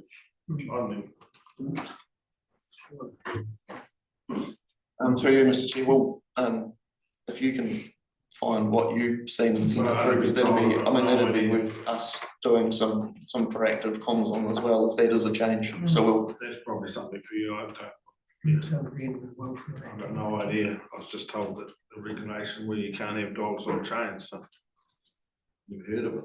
So Dog Control Act, as it currently is, just requires them to have food, adequate food, water, shelter, and the ability to do their normal behaviour. But there wasn't a specific time limit, but I'll do some research. Food. So most of the verifications done, the outcome was satisfactory. I just noted 3 food safety officer jobs there. One was actually a reasonably new operator of a business, and we got some information through that the food preparation practices were not good, not safe. And food safety officer investigated those, checked the food preparation practices, and issued an improvement notice, so some corrective steps were required. And since I've written this report, that operator has implemented all those steps and the notice has been withdrawn. There was an incident with a customer finding some live larvae and some food they purchased from one of our premises. In that case, the operators happened to do some steps immediately and make contact with the food safety officer themselves. So then there have been 2 visits, one the initial visit and then a follow-up more thorough investigation. And then as a result of that, the food safety officer provided a list of corrective actions which that operator was working through. Interestingly, I thought it was interesting. Live larvae in food, not particularly a food safety risk, more a suitability risk because it's not nice. There are some risks, but they're not. In my mind, that was a terrible food safety risk. But actually, more that it's yuck. Yeah. And there was one other where a member of the public let us know about some dried meat being incorrectly stored at a food business. By the time food safety officer visited that one, and the operator had already taken some steps to correct it, but not quite enough. So some direction was given there. That operator was really receptive to those instructions. So that one's all tied up as well. Campgrounds, just wanted to briefly mention campgrounds. So the campground regulations set out a bunch of requirements for campground. Some of them are quite onerous and some of them are quite specific.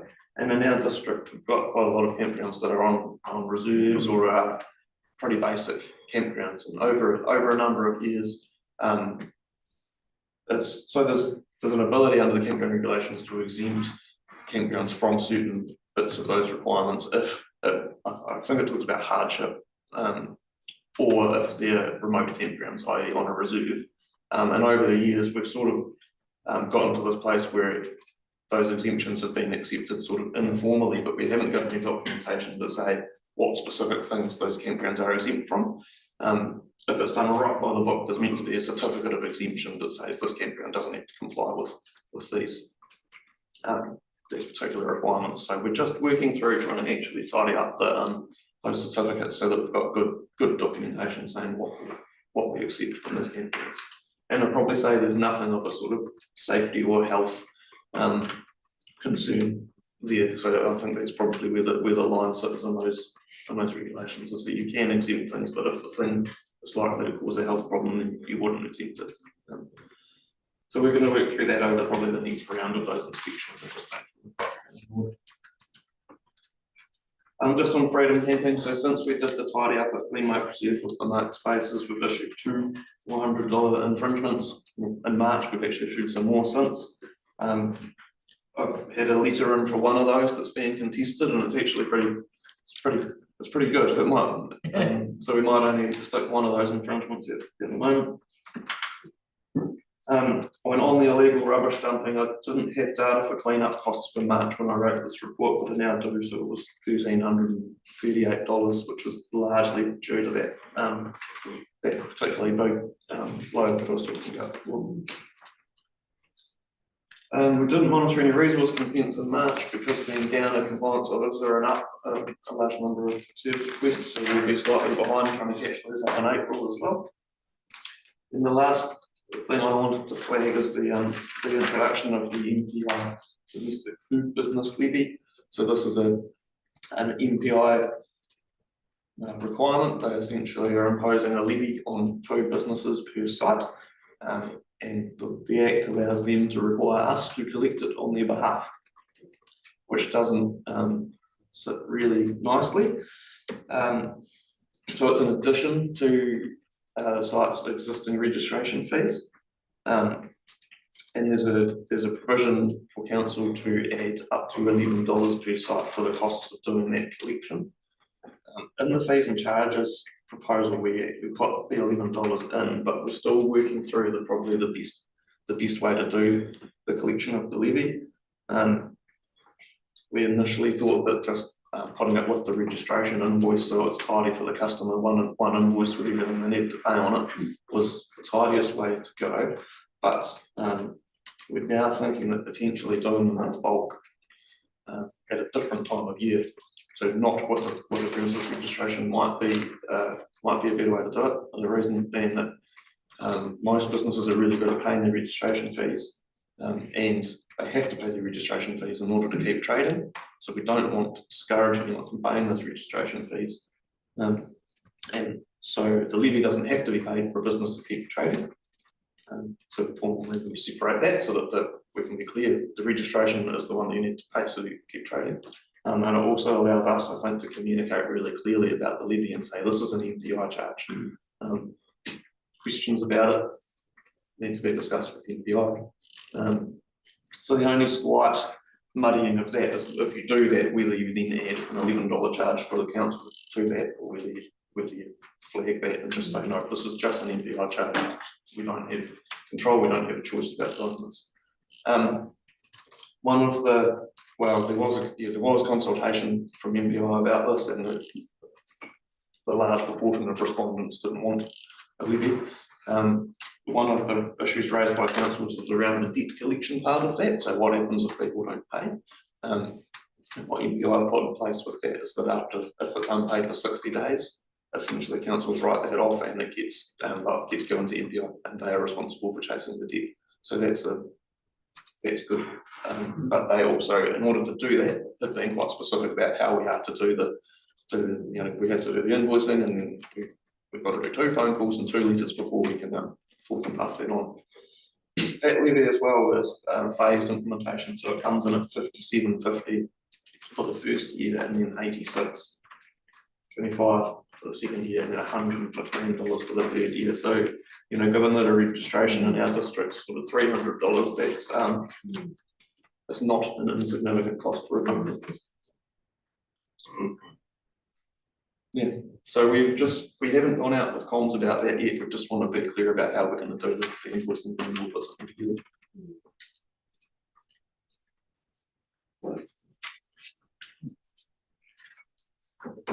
Just a question, if I may, Andrew, so when you think about the comms, will that go just to the businesses that it applies to, or will be a general comms message?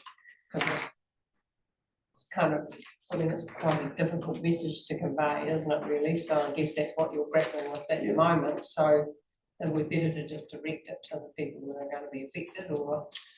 Yeah, very good, Mr. Chair. Our thoughts were we've just had direct contact with the registered food businesses who are affected by it. Yeah. We've got some material that MPI provided, which is good. That's what we wanted, so that this, largely their message about their fee. But yeah, probably our thoughts were just with the affected businesses rather than broadcast far and wide. Okay. Yeah, there's probably more answers as well, I guess, but.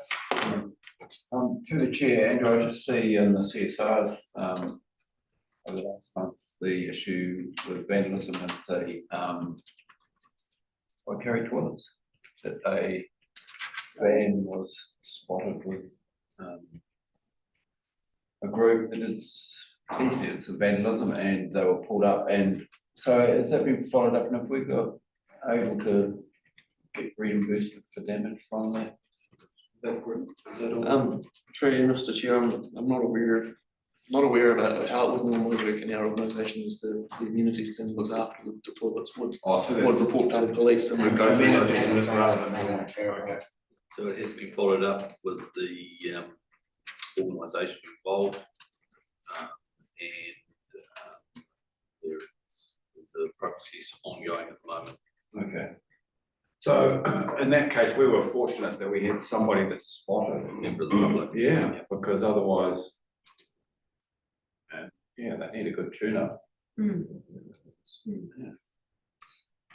So yeah, thankfully it was spotted, and there might be some redress. Yeah.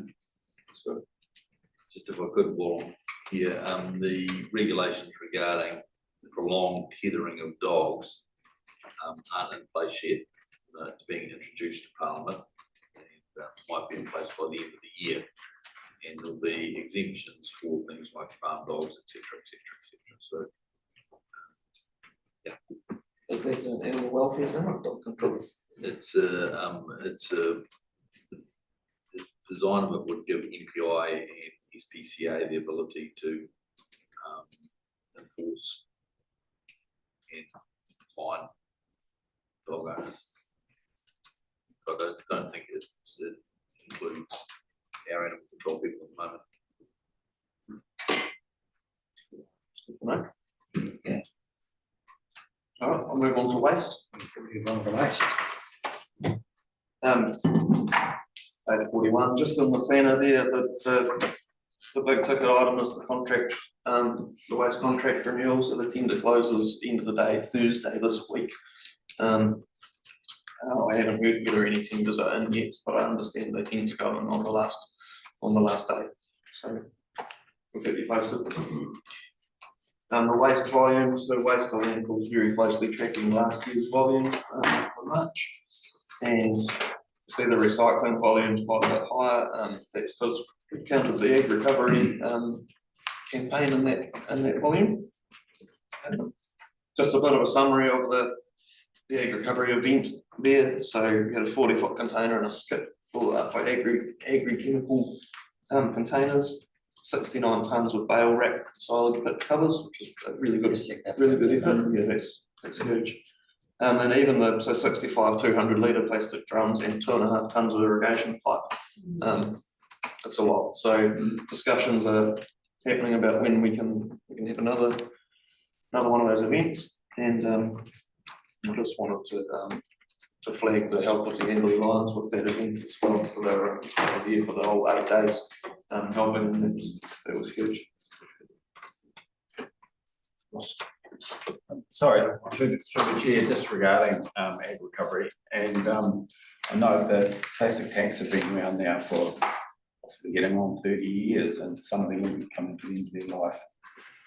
But I do see I read somewhere that someone does recycle them, but is that something that we will need to be involved with at all when plastic tanks are at the end of life? They're a big item to recycle, but they do have a lot of plastic in them, so whether the manufacturers will actually come and pick the old one up, put a new one. Through you, Mr. Chair, I don't know anything about this yet, but I would suggest it would be like we do with some other products where we're not directly involved in handling it, but we can be involved in connecting the dots with people, because like you say, the best solution would be that those are uplifted from wherever they are, not someone tries to manhandle it into the back of a trailer or whatever they've got and drop it off at the recycle centre. But you said you thought you've heard of recycling. Whether it was in a farming magazine or somewhere, I've seen an advertisement for your old plastic tanks. I didn't really notice who it was, but yeah, so that's the glimmer of hope there that something might be in place for it needed, or we do try to keep abreast of these things so that we can connect the product with the recycling. So we'll do it. Also worth flagging while we're talking about ag recovery that there's a proposal at the moment. So ag recovery and the other scheme, Plasback, I think it's called, voluntary schemes. So brands, companies that are involved in that scheme, as I understand it, they do charge you the money and they fund that scheme, but it's all voluntary. So if you were to be a plastic wrap selling company at the moment, it's up to you whether you join the scheme or not. But there's a proposal at the moment to make that a mandatory product stewardship scheme, which means anyone selling the specified products would have to charge that levy, and that anyone disposing of them would be entitled to dispose of them for free. And one of the big drivers of making it mandatory is to level the playing field for people involved in selling it, but also to use, it's anticipated there'd be additional revenue, and it's to be used to make sure that the network, in terms of where you can return it, is wide, so that the country's well covered. That consultation's open at the moment, and we're likely to come and have a discussion with council about a submission on that. It's probably a reasonably big issue for Taranui. One of the things we did notice, we think, through having the ability to return those things at Cheviot, Colbert and Amberley, and there's a few private retailers, commercial places, you can do it as well as the Hurunui district is probably reasonably well geographically covered compared to some places. So that's good. Probably a positive scheme. So some challenges. We had an unexpected power outage at the Hemna Springs that affected the transfer station for 2 days. It was unfortunate because we checked the main power in the lead up to that, but it was originally only for the township and wasn't main power told us it wouldn't affect the transfer station, but on the day, turns out it did, and we had no power. That site doesn't have a generator that can run the compactor or the weighbridge, so that just meant the site had to shut. And once the power was back on, we opened the next day to compensate. It was 2 days lost for the public. And just a sort of fortuitous find of a battery before it went in the rubbish truck and got compacted during one of the runs, so the bag split and the battery revealed itself. You may have seen in the last couple of weeks, there's a couple of articles about a rubbish truck on fire in Auckland and having to disgorge their entire load of rubbish on the end of the street to save the truck burning down. And that we're told that's sort of becoming a more frequent thing with more lithium batteries and whatnot finding their ways into the trucks. With the heat and the compaction in the truck, quite a dangerous situation for them. So we've got a lot of comms planned just around reminding people what to do with batteries. And we're also told that the next potential product stewardship scheme off the rank, once they've done with plastic wraps, is to do with batteries, including small household batteries. So we'll watch that with interest. I think the difficulty with that is you've always got to overcome the convenience factor of putting stuff in the bin. I think we all accept that as often the easiest thing to do with anything, isn't it? So we'll see how that goes. But we're still having really good rates of batteries being turned into our battery recycling at the site. So you'll see there 484 kilos of small household batteries and 6 tonnes of vehicle batteries through the site so far this year. Be interesting to see how many tonnes of lithium batteries are sold through the supermarkets in Amberley, and then see what percentage are collecting. Through them. Through Mr. Chair, I think one of the things is the sneaky ones that are hidden in the junk that we buy from places, the online cheap junk buying, and they've got little batteries in them and stuff, and it's junk and it doesn't work, so you bin it. And there's all those hidden batteries, I think, as well. So, a bit scary to think how many are out there. So what's going to happen in the future with all these EV car batteries? So that's going to happen pretty soon. Through you, Mr. Chair, there was, I'm not sure where it's landed, but there was that, again, it was a stewardship type arrangement where any EV battery, whether it was in a car or not, it was actually going to be a levy charged, collected at the border on importation. And remembering when they were talking about that, they still didn't know what the options were for recycling them. And part of the use of that funds was to develop options. I haven't actually kept up with that because council was well outside that whole So process. through the chair, what is actually happening to those batteries now? Through Mr. Chair, as I understand it, they're still all being chopped up in the reach cars. So thankfully not around here. Because I think that's a big issue, but at least it's an issue that's being thought about at a national level now. Arguably could be thought about before we start having these things around. Through the chair, it's it must be pretty common, because I know of 2 major houses that have burnt down because lithium batteries and they just start so quickly.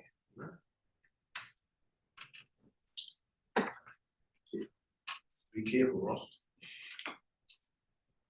Thanks, Dave. I guess the trick is, as long as from the time they come into our hands, we hand them a right before between here and wherever they have to go. Yeah, Mr. Chair, I mean, we have reasonably robust procedures for how they're collected and handled and stored at the transfer stations. I think the ones that are more problematic for us are the ones that aren't made known to us, or aren't sort of, it's the ones hidden in the rubbish truck, or I suppose potentially even just within your file of stuff that you drop off at the transfer station. If we're not told about those, then yeah, that's potentially that causes us a problem. Yeah. I haven't got anything else that I was going to highlight, so I'll leave it there, take any more questions.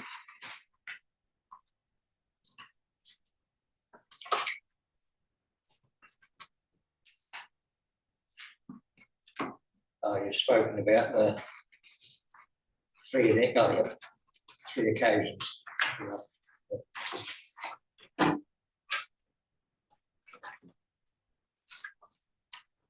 Which one? Presumably that's one you've spoken about, then, but some individuals been on three other occasions. Oh, that's back in October. Oh, out of hours, sorry, it's been dealt with. Forward. Any more questions for Andrew? Very much, Andy. So now we move on to building on page 45 and Nilo.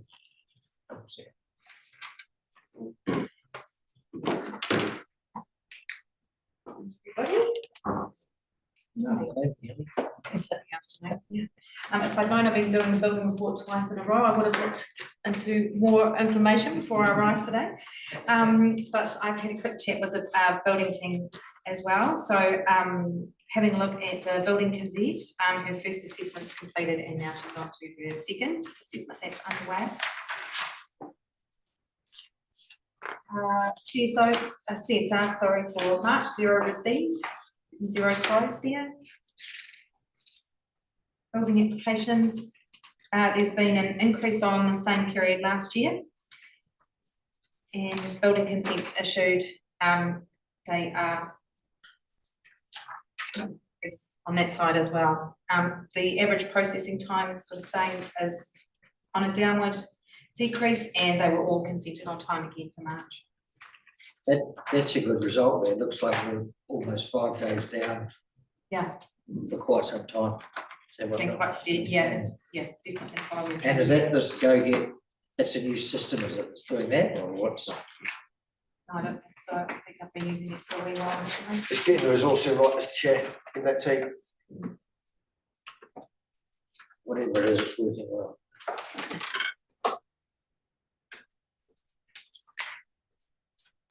Code of compliance is following a similar trend, showing that they've increased and the CCCs have been on time for about 6 months. Yeah. That's another good graph, isn't it? And it looks like the CCC's processing time on that is staying in line. There hasn't been any increases or decreases there.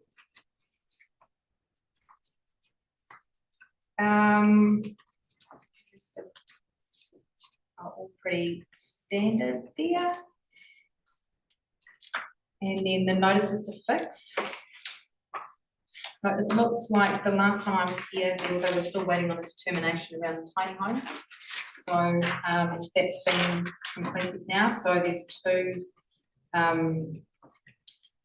notices to fix that were amended and adjusted, the 2 top ones there.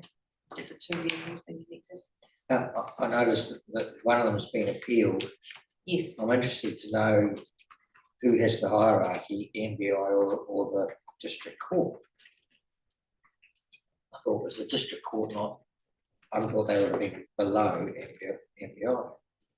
No, MB in this instance, Mr. Chair, have made a determination. Yeah.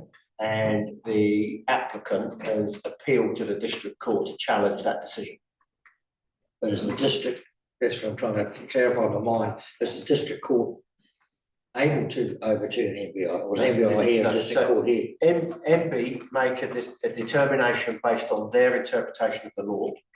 The court set the law, it's the judicial system. Right. So there has already been determinations, I think, in higher courts than the district court. Yeah. So it will be interesting to see how this one plays out, because the applicant is challenging MB's determination, and we're included in that because obviously we issued the notice to fix. But as I understand it, MB aren't going to represent themselves in court. So does that leave us with the court costs, or does someone No. else pick that up? No, somebody else. Oh, well. Will we incur, will we get a legal opinion to support our position, you know, like, will we incur any costs? I mean, I understand the process of the determination and the appeal and whatever, but if we are expected to present, will we seek some legal opinion on our position? So there will be some costs that we don't know about? Oh, Mr. Chair, we're not planning on appearing, We're not, okay. no, Yeah, well, but we have sought legal opinion on, because as part of the determination, MB determined that we had incorrectly issued the notice to fix. So we've sought a legal view on what's the right way to issue a notice to fix in this instance. So that's the only right, okay, instance where we've been involved. okay, that's great, thank you. Do you have So, anything to I add, Hamish? think it's really important here to distinguish, this is a appeal to the district court on MB's determination. It's not appealing against Taranui District Council, it's an appeal against the determination that MB had made. Now, we went to MB for a determination, or the applicant did, on the basis they didn't like our interpretation. MB was, no, they're correct, except the way that we issued the notice to fix. And so they're now appealing MB's decision to the court, not ours. Yeah. And the media will get it all wrong as well, and say that, you know, it was Taranui District Council, but legally, that's what's happening. Yeah, through the chair, and I'm not sure whether you can answer this, but I see the regulations are to be changed, I think, regarding the building of granny flats, and you can build up to a 70 square metre granny flat without a building consent. And it's sort of like we're relaxing the rules really here, and yet the tiny home thing, we sort of haven't really. So we, as a council, if people building these granny flats without a building consent, they're dwelling, they have a kitchen, they have wastewater, and they can do all that without a building consent. How did, whereas we've been really strict before with any building that you can build a sleep out without a building consent, but as soon as you have wastewater, power, kitchen facilities, you come under the regulations. So it's sort of like there's such a mishmash of rules here, nothing makes sense anymore. What's the overriding determination here? Can people build a granny flat, but you can't build a small dwelling? Because you've got these services. And we've always said you have to have a building consent when you have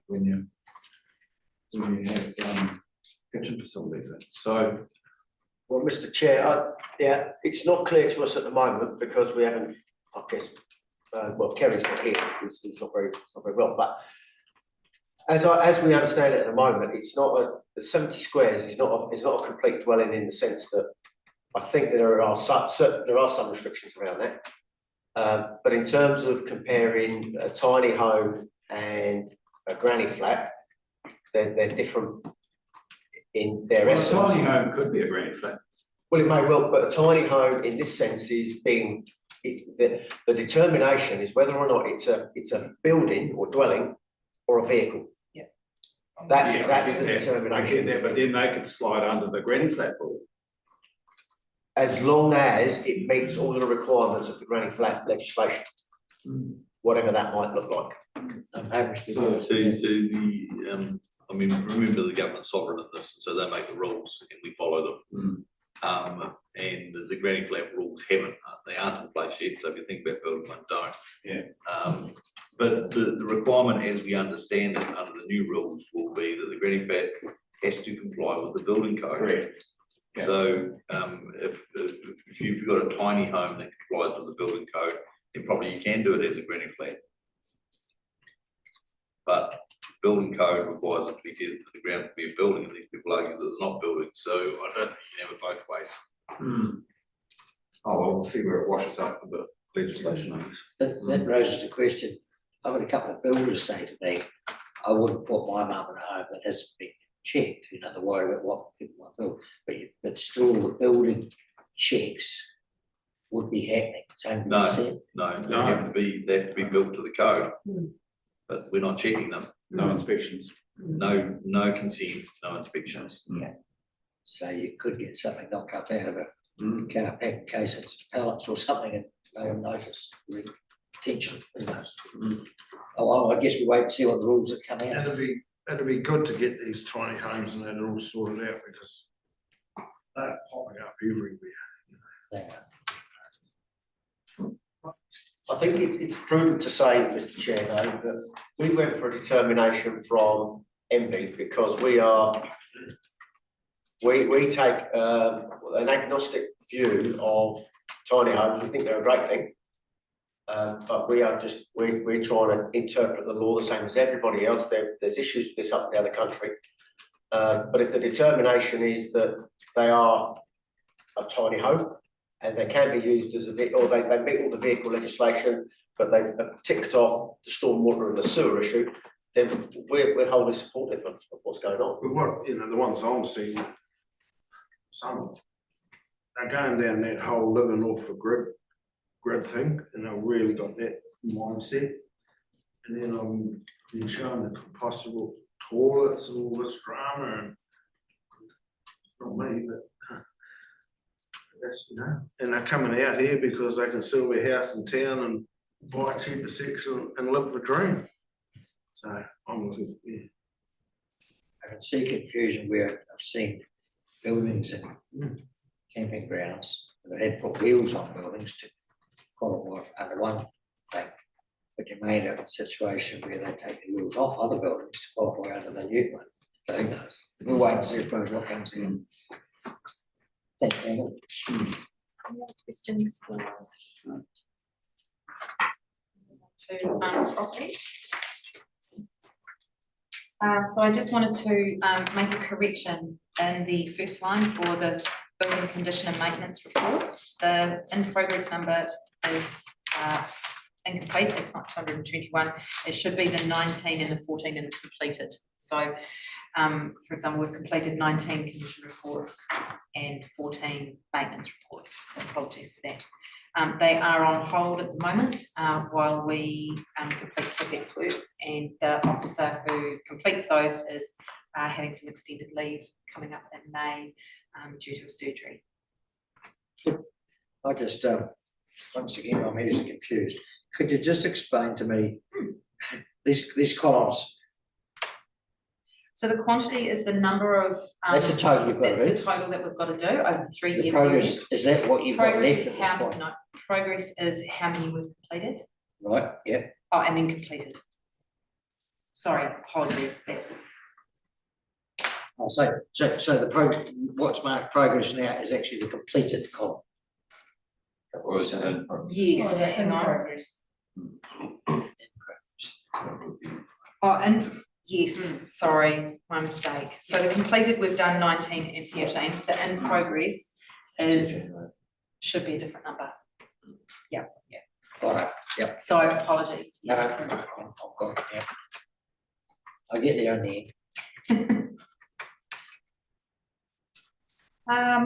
Right, so we're still busy working away on several of our expired and overdue tasks. The list hasn't increased, which has been great, and there's quite a bit of work going on in that in the next financial year, mainly due to the fact that in the 12-month lease and license activity for the next financial year, we've actually only got 11 that are due for renewal expiry. So there's going to be some time there for us to catch up on a couple of these project works.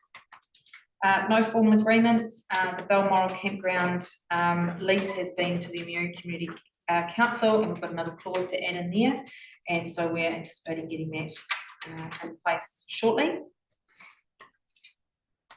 The remaining 9 leases and licenses are well underway. They are all in Cheviot area, so and are all expiries. So we'll be in touch with those advisory groups and community committee to get those signed off next 2 meetings.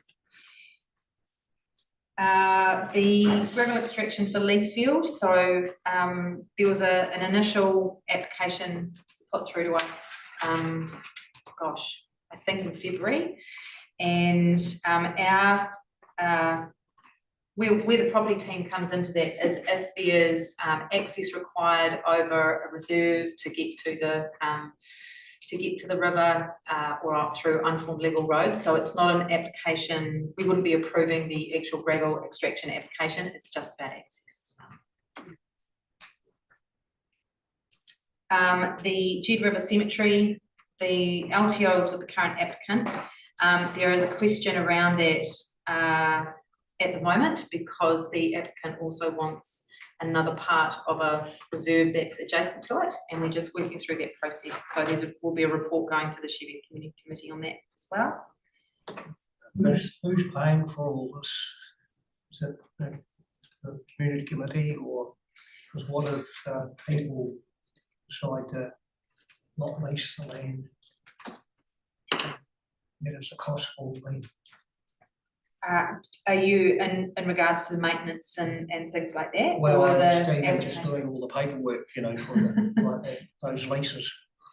Yeah, you know, we go through it all, then you don't get any applicants, or else applicants look at it and they go, this is too hard, and walk away. Who picks up the cost of all the work you guys have to do? Some of that we look after within our department, and some of that will go to the Cheviot Community Committee. If it's an instructed activity, then we go through the Cheviot Community Committee and it'll be charged against there. And then some of it we take care of ourselves, so within our own team. So we charge for appropriate work, not for, yeah. But we're anticipating getting to an agreement on it. So it's just been a matter of us understanding the differences between the rules around the cemetery side of the reserve and then the other side, which is the recreation reserve, which had in the previous reserves management plan, had some very specific rules around grazing, and that hasn't transferred into the new one. So we're just balancing that out at the moment. I think it's worthwhile pointing out, Mr. Chair, that it's I guess it's a conundrum for us, and it's right across every community committee, that I mean, in this instance, the Cheviot Community Committee had approved the licence on the Jed River Cemetery. But then if the person that's about to receive the licence comes back and says, oh, but what about something else? Then from a practical process step, it would be prudent for the property team to then look into that to see what are all the things that we need to do.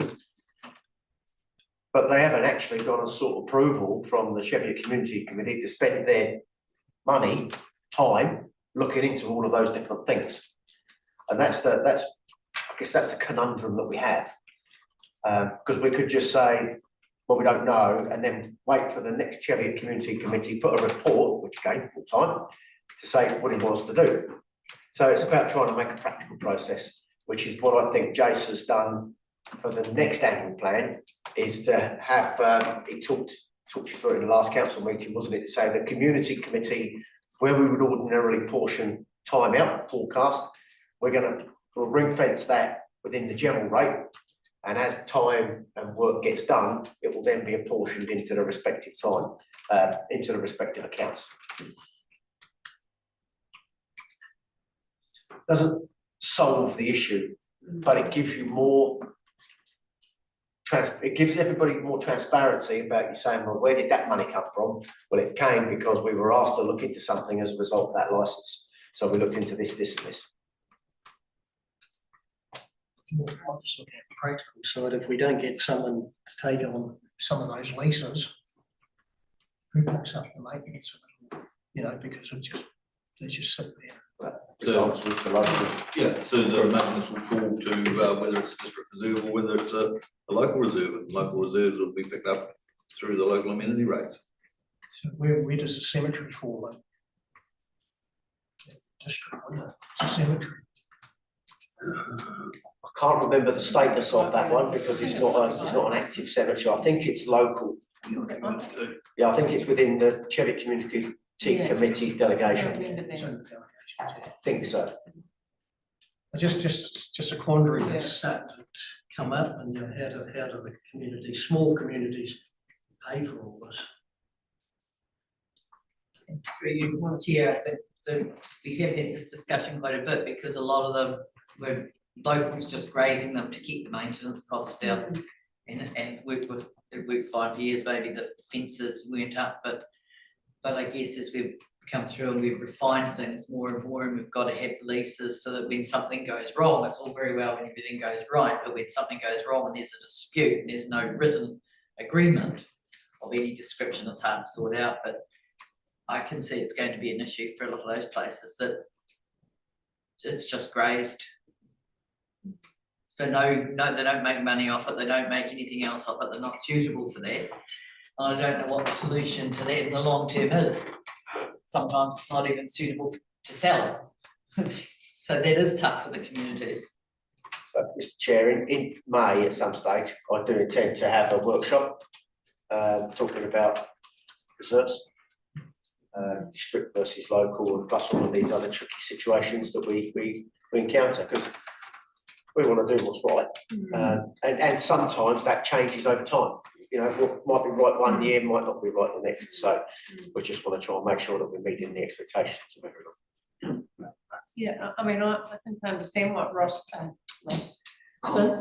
Vince is talking about, because actually I think what you're saying is that if it continues to be explored at an officer level, your community, if you've got delegation, might say, actually, we don't want to progress this, you know, and that might be their prerogative to do that. So, and it's about not missing that step. I think that's what you're talking about. Is that correct? Yeah. Yeah, you know, so officers could be doing a lot of exploratory stuff, but in the end, it doesn't meet the community's chooses not to do anything and just continue to let the neighbour graze it, or whatever they are, you know, whatever the simple solution is. Yeah.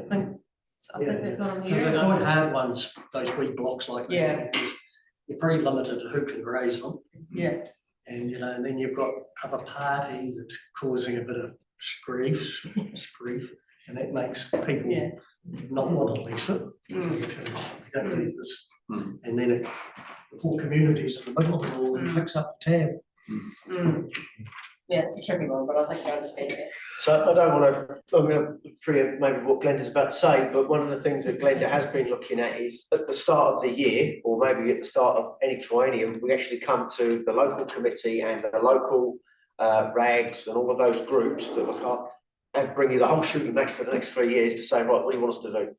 So rather than drip feed things in, we'll say all these licenses or leases are due for renewal. How do you want to play it?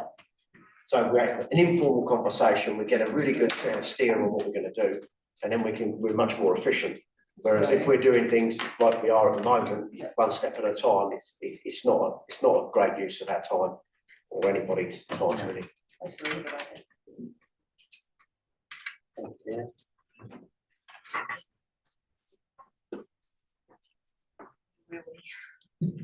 All right, yes, okay, so the men shed in Hamner Springs, we have been working with them around one of the buildings in the Queen Mary South. And they are interested in looking at the option of the council gifting that building to them so that they can spend and invest in bringing that property up to speed. It's in a pretty interesting state currently. And so we're just exploring that at the moment as an option. They'd be interested in removing it when they're finished. That is part of the discussion. And yes. The Amberley Men Shed lease is now signed. Thank you very much. And we're working on the other two. The Cheviot Cricket Club, I believe the options for investment from local community members is closing, if not closed. I think they were looking for some expressions of interest for people from the community to invest in being able to develop that, so we're waiting to hear from them shortly. I'm sure they can get a lot of advice from the South Board.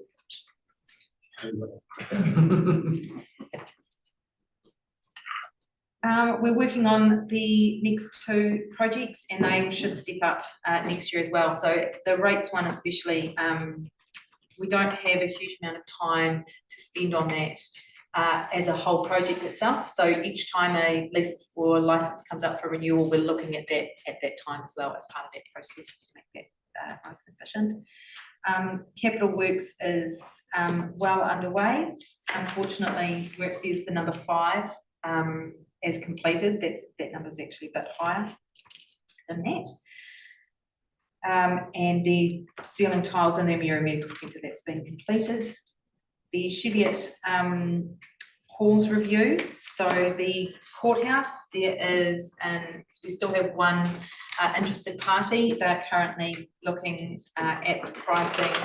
They've had the removal company pricing come in, which they're happy with, and talks with building and planning around what they can do with the building, and they also need to have a chat with Main Power because they'll need to be, the way they need to travel to get the building out, they will need to get some works done on the lines to make sure that they can get out successfully. So they're just waiting on that information. Just talking to that person, he said he's come back, said now that he has to get a resource consent.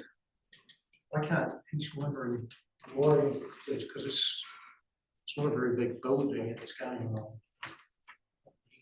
I just wondering why it has to have a resource consent. Because he said if he has to get one of those, he won't, he's not interested. Sure, I think that would be, oh, sorry. So if it's a couple of hectares and it's in a rural area, we'll need 4 hectares to be able to, for it to be a permitted activity. It's not a permitted activity on a 2 hectare block, that's a rule in your district plan.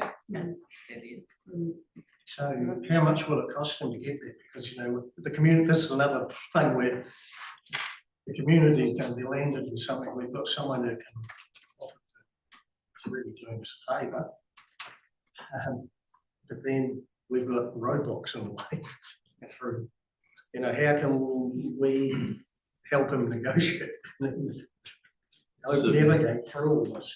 So presumably you put the rule in the district plan for a purpose, that you didn't want buildings on blocks of less than 4 hectares.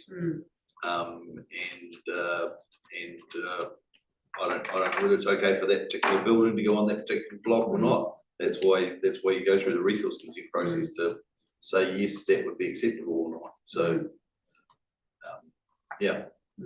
So what would the cost, rough cost of that be? So looking at fees and charges. Yeah, I couldn't tell you off the top of my head. Yeah, you might make a donation. That's okay, get rid of it and keep it in one place. Pay them. Yeah, because it's going to be a cost to the community council or the board or whatever having it there. I just wonder if the community might assist with resource consent fees to save themselves $1. Exactly. Or something. Like maybe they work something out between themselves.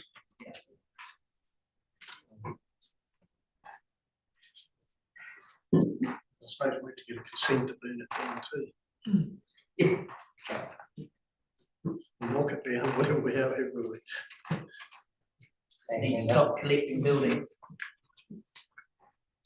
And then the Waikari Hall, so that report has gone to the, or is it going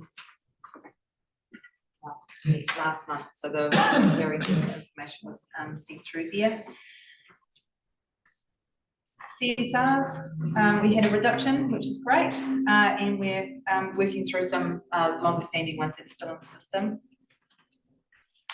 LIMS is picking away, and the new LIMS person, new LIMS officer is picking that up really quickly and working with the IT team around streamlining that process as well. The social. I was going to say that's another good graph, isn't it? We've got our average days down 100% off time. That's got to be good. Having the extra person on as well while they're training. Social housing waitlist is pretty static at the moment. The information is Apologies, sorry. Yeah. I just still on property, Yeah. Cheviot Medical Centre and the renovations, how's that going? Is it on the projects or? Pictures further on, isn't it? Oh, no, that's for Oh, something no, else. right, I sorry. believe that's with the project team here getting additional quotes. So that's moved away from our team, is that one? It's the one you're talking about, Cheviot Medical Centre? No, just because the chair of the medical community trust rang me and asked me where we're at with, because they hold the building consent and was worried how long the building consent lasts for. How long does that? Sure, I did speak to him, I did speak to him 2 weeks ago and let him know that he can apply for an exemption. So the letter has gone out to them and it's quite a simple process for him to do. And I believe, yeah, the projects team are working on getting the quotes as we were, yeah. instructed to. Just he was going to ring me back and ask me before then. That's not on the report, is it? No. So that's, again, that falls back into the same camp as what we've just been talking about, that the project team might go ahead and spend a lot of the local money getting all these prices. So again, it's not clear to us actually, I don't think we've got a clear pathway over that project. Because we've had some conversations about whether or not the building might be gifted across, whether or not, if it does it get done before the building work or does it get done after? So, yeah, I think that again, it's another one of these things we just need to tidy up before we get too far down the track with it. Happy to have a conversation That's the after. problem with doing, it takes time to change ownership and they were just worried they had the building consent, they'd rather get on with doing that and it's just, it's all timing really. So through the chair, I know communities have their meetings every month or 2 months, depending how important. So if you actually want some directions or some timing, why don't you guys do a Zoom meeting or an email to the committee members or have, extra meetings to get some, if you want some direction on it, well, because everything, I look at the hard and halls, it just takes so long, where if you'd had discussions early on, it would be quicker. I'm an impatient person. If I'm doing it, if you're not worked that out, if I'm doing a project, I have to wait for 2 months to have another meeting with somebody. I have a meeting in between, find out, emails, phones, don't do texting. Well, one of those issues, Mr. Chair, is we've got to meet the obligations under the Local Government Act. So in order to seek approval from a committee to do something, to try and do that over a Zoom meeting, get everybody together, you've got to have an agenda. Then to try and, I think from memory, it's got to be 100% unanimous on any decision if you're doing it outside of an ordinary meeting. And to try and achieve that may well be complicated. So, I'm impatient too, but there's a process. We need to come up with processes that work. Otherwise, we'll be continually hearing Cheviot's problems, and I'll be continually hearing the Hard and Hall problems. And I just think somehow we need to work out how we can do things. So, doing things in the background, so when you hit the meeting the next time round, you've got a decision and you're moving forward. It's a ticking of the boxes, you go, we'll have another meeting, and then we'll talk about it, and then we'll go back and get officers to do something else. And you've lost 6 months and nothing's happening. And then time you go and do the project, costs have gone up 3%.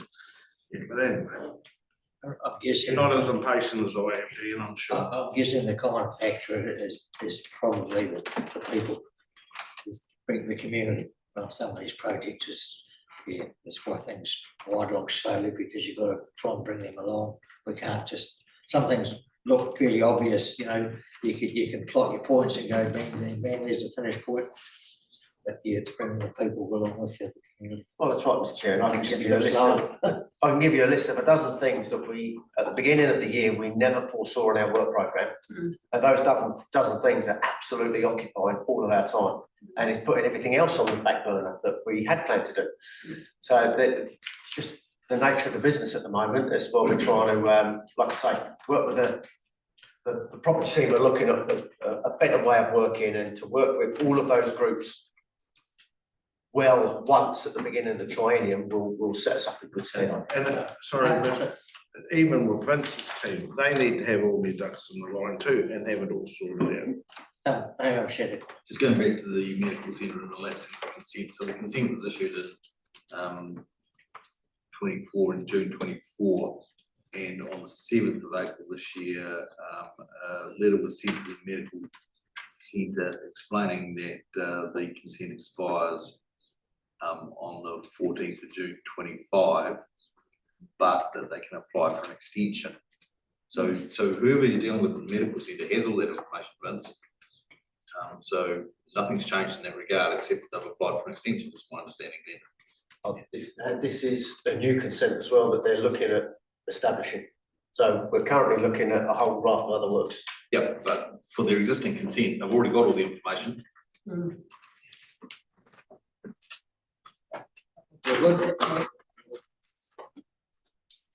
Social housing occupancy is pretty steady. We've got one vacancy at the moment, which is just signed on today, so they'll be moving in hopefully within the next couple of weeks.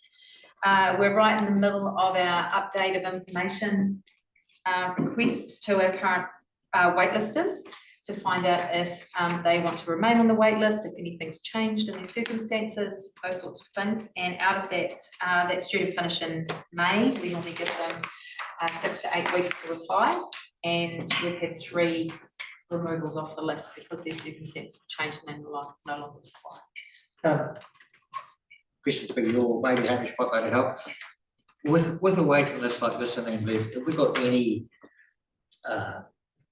what's the national service? Yeah, no, I'm just, are we too far out of town? But do they pick up on this sort of stuff and see there's a hole there, or is it just not a big enough hole for them? So Dunmore aren't building any new houses in the Horonui district. They own a number of old houses, 22 I think, old houses. And they put tenants in those, but they not really. We see. Yes. Mr. Bishop's not coming our way anytime soon. No, so we do have an opportunity with a private philanthropist who's interested in providing housing for elderly people, and but he wants us to find some land.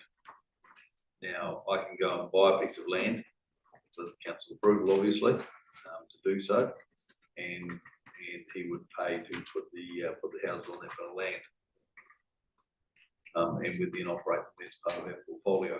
So that's an option. There's a particular piece of land that I've been looking at, but it seems that the owner isn't willing to sell it at this point in time. So I'm now casting the net a little bit wider, looking for a section. I've had conversations with a local developer who has a lot that he believes is appropriate. So yeah, I'm carrying on that conversation. Just through the chair, correct me if I'm wrong, Hamish, but that's not looking to be sitting within the social housing portfolio. This would just be a market rental opportunity. No, it would be in the social housing. It would be in the portfolio. social housing, so they'll still need to make the social housing profile. So yes, depending on how we choose to operate that. Yeah, okay. Yeah, So there's, it's so not. most of these people waiting on the list in Amberley Yeah. meet the priority targets. So, yeah. And we'll be having a bit of talk about social housing this afternoon. Yeah. So, thanks a lot. Property maintenance update, so where we're up to, we've had very little in the social housing units. We've done a wee bit of work on a vacated unit which the tenant had been in there for a substantial amount of time. And we've sort of updated some carpet and things like that, but it didn't need a full refurbishment. As part of replacing that carpet, we discovered a substantial leak coming from the shower, which had rotted out the floor in one area, so that's all been replaced and fixed up. Few bits and pieces around the area, nothing sort of major around for planned and unplanned maintenance. Cheviot Service Centre, that's all finished now, which is great, that's looking very good. And then road stoppings, we've the top two haven't moved very far, are still underway, and we've had a meeting with the Leslie Hills, the adjacent property owners of the Leslie Hills, and we're coming up with a plan for that, and we're just waiting on some feedback from those applicants.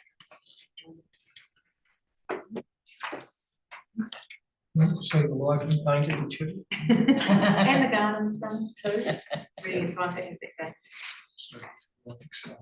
Any other questions or anything like that for me at the moment? No. Thank you very much. You've done a great job, my question. Thank you. I guess is, do we stop for lunch? I mean, Dan says through the workshop, probably there's two sort of lunches we've got there. As soon as I maybe have a late smoke, I might as well be 2 minutes, a minute early for lunch. So I think we'll stop for lunch now. Oh, we just got amenities. And it's me doing this bit.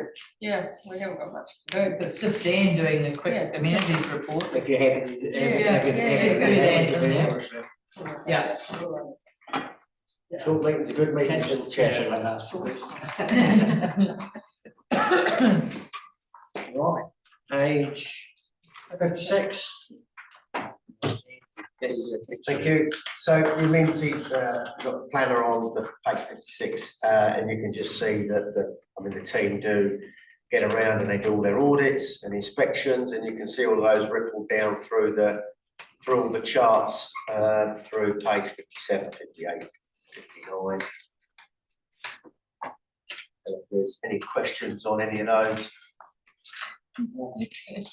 Just probably typo, okay. Page 57, bottom right, could you explain that last sentence to me? Page 57. Yeah. So the reactive work consisted of approximately 9% of the routine work, sorry. What's that question, Anne Murray? Okay. Oh, if I, Full rank. sorry, it's in relation to the Gore Bay residents AGM that I attended on Saturday last week, and I promised to bring up because there was some question around the mowing, particularly in Gore Bay, about the timing or the quality of the job, and then there was some question around what parts of Gore Bay should be mowed and what's on the contract. So I suggested that I might be able to get you to send the mowing contract profile for Cheviot to Catherine Maxwell, the chair, the map. Yeah. But they weren't actually, I mean, they were very much zoned in on Gore Bay, but if you could please send those to Catherine so she can have a look at that.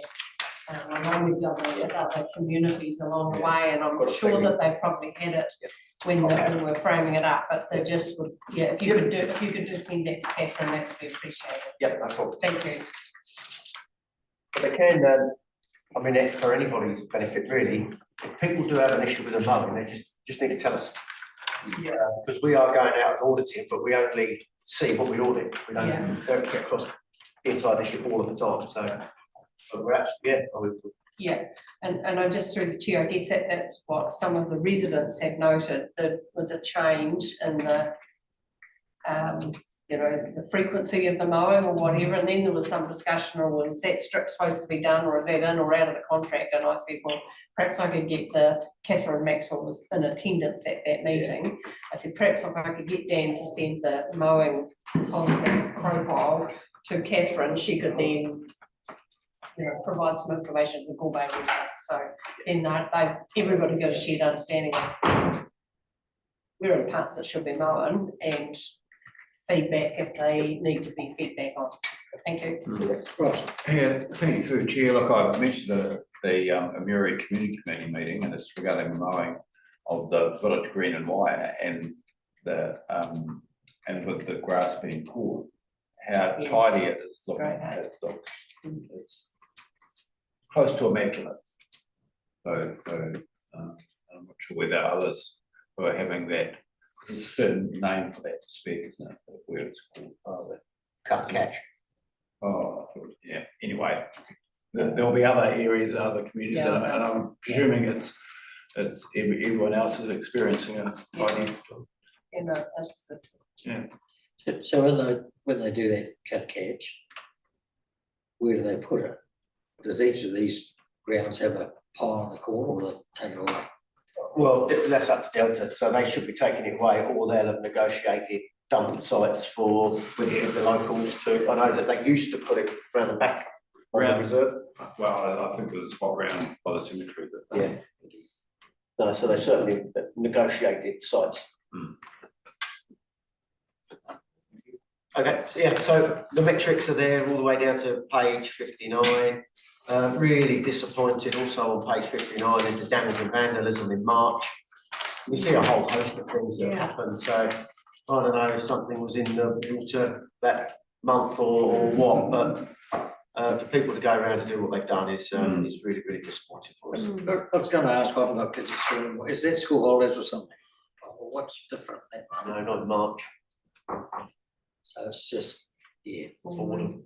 And I was also going to ask, some of the councillors have been around the table longer than I, is this something that's always been, or is this something that's just getting worse now? My opinion is I think that we have become more aware of it because of the reporting profile. Probably a lot of the stuff in years gone by we wouldn't have had our lens on it, so I think that's made us more aware, but it always scares me when I see the costs of the vandalism or damage to any part of the district. It's just something I hadn't really noticed until down here, seeing particularly like when we park down the roads, how many times they're lighting the toilet lines, I thought sooner or later there'll be no boxing plate because it's adjoining.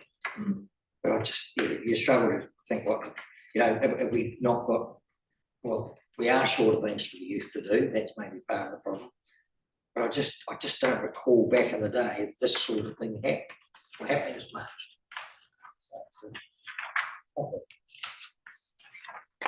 Mr. Chair, it's also one of the things we have to remember, people want a lot of things put in a lot of places. But one of the other parts of that is repairing them when they get vandalised, and it's a sad indictment on society, I guess, a bit at the moment. It does seem to be greater than. Well, it's sad that the Chinese bridge has been done a few times now, and each time it's quite a big cost. And you sort of struggle to see what, why or how, it's a sort of quiet corner in a garden.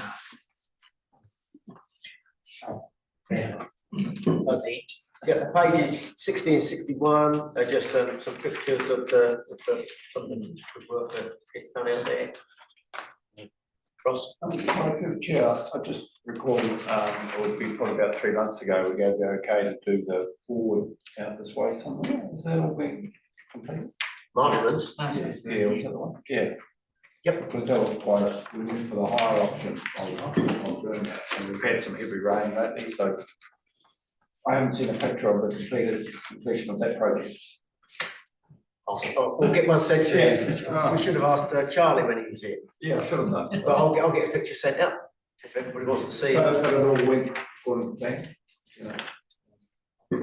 Well, I generally, I'm the bad news story, so if it reaches me, then it went wrong. So my assumption is it's all gone well, yeah. But I'll certainly find out. Yeah, we did. I think that what happened this month was just upstaged by the Don Street Bridge, really, the Wilson Bridge. Yeah. Just through the chair, did you see the nice new bridge? But a lot of people complaining because their dog. I believe that some fly or something, that's been rectified. You know, but, right, interesting. Yeah. Yeah, anyway. So taking you on to the capital programme. Like some of these, great to see the Sea Down Reservoir is ticking along. That's going to be, it's going to be a wonderful sight on the vista of Amberley, looking up to the hill to see great big storage of water up there. It's lovely. So that's trucking along, as are a number of other water projects, and you'll see the Hurunui #1 main line. So Kirsty talked about earlier about the treatment plant being done, and now it's the reservoir was done, and well, in fact, we used earthquake money to do that. That was done probably in about 2020, and now we're finally connecting the two. So that's a really good news story for us. Kaiwara, the commissioning is planned the second week of May, I think. So again, like the Hurunui #1, it's another one of our schemes with a long-standing boil water notice that we're really keen to lift. So with any luck, that'll be happening in the not too distant future. Page 64, you'll see further down there is an entry on the Eastern Reserve or the Village Green for Amberley, and there will be a report coming to council, which will be to consider a recommendation from the South Ward about changing that from a concept plan into an actual development plan, and then we can price it, get it into the next long-term plan, and or undertake some of the remaining monies works to get that done, to keep that moving along.